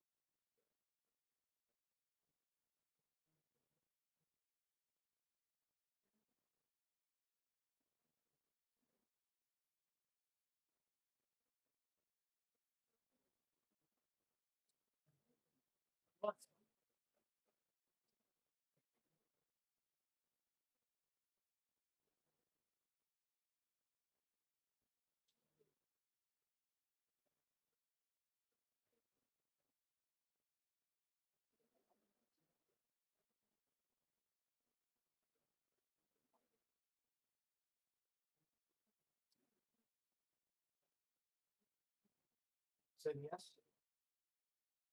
You want the skin, huh? Be careful with that knife. That is sharp. Very sharp. That's too much salt. To me, it doesn't even need salt. Well, let me try it first.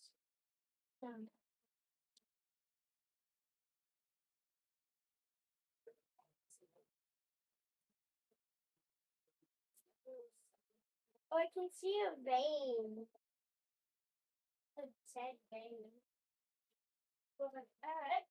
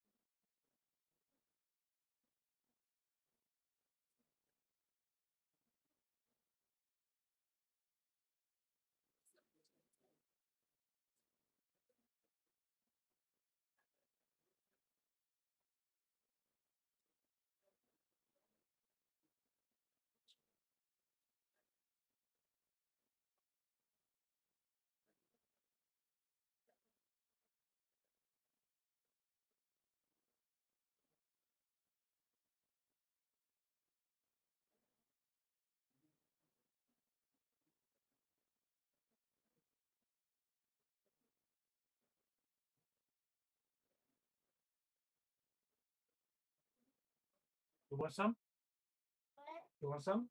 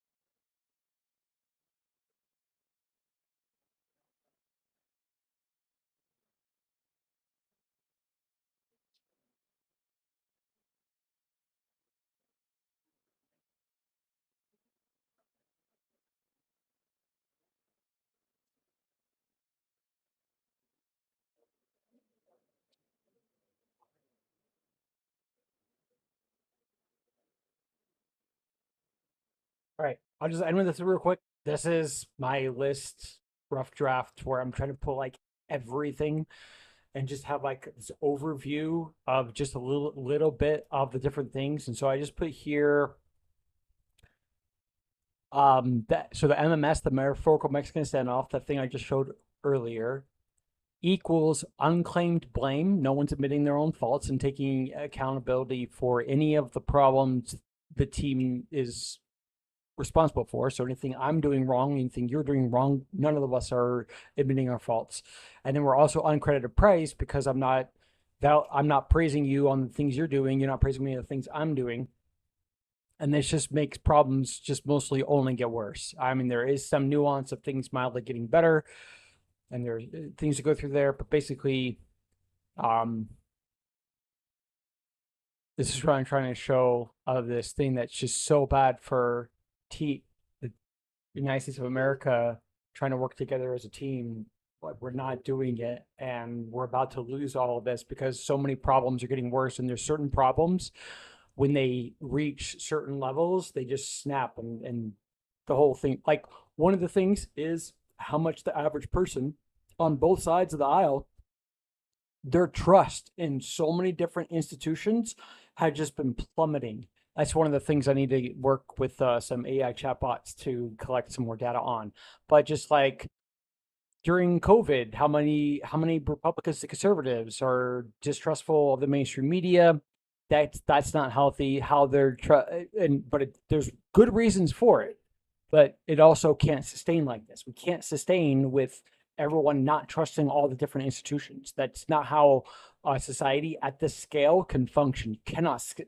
We have to be in a high trust society, meaning we're mostly trusting everything because they are working really well, and we can and should trust them really well, and we have this high trust. When the trust is really low, you like, especially inside of the government, you can't rely on the government to get anything, to readdress any of your grievances, any of your complaints, any of your criticisms, any things that are directly affecting you and groups of people that you care about. It doesn't matter what political group you are, that wakes up everyone to become violent. And I'm trying to stop that from happening. Just how we had the thing with Charlie Kirk, I'm trying to stop more of the violence. And the only way we do that is by understanding why we can't work together in the battle of ideas. Why we're doing a government shutdown in the political warfare system, where people are just constantly doing gerrymandering. Both sides do the thing that's hitting below the belt, or government shutdowns, or what's that thing called? The filibuster. Well, you're just filibustering. All right. Love you guys. Bye. Okay, that one was long.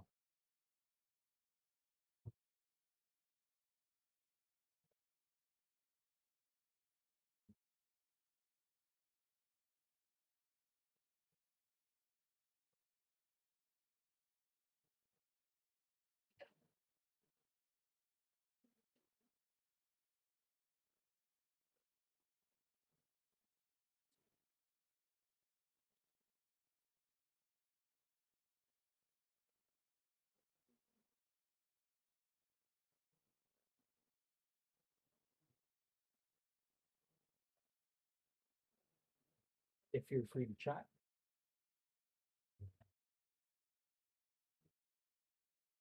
And I'll stop live stream.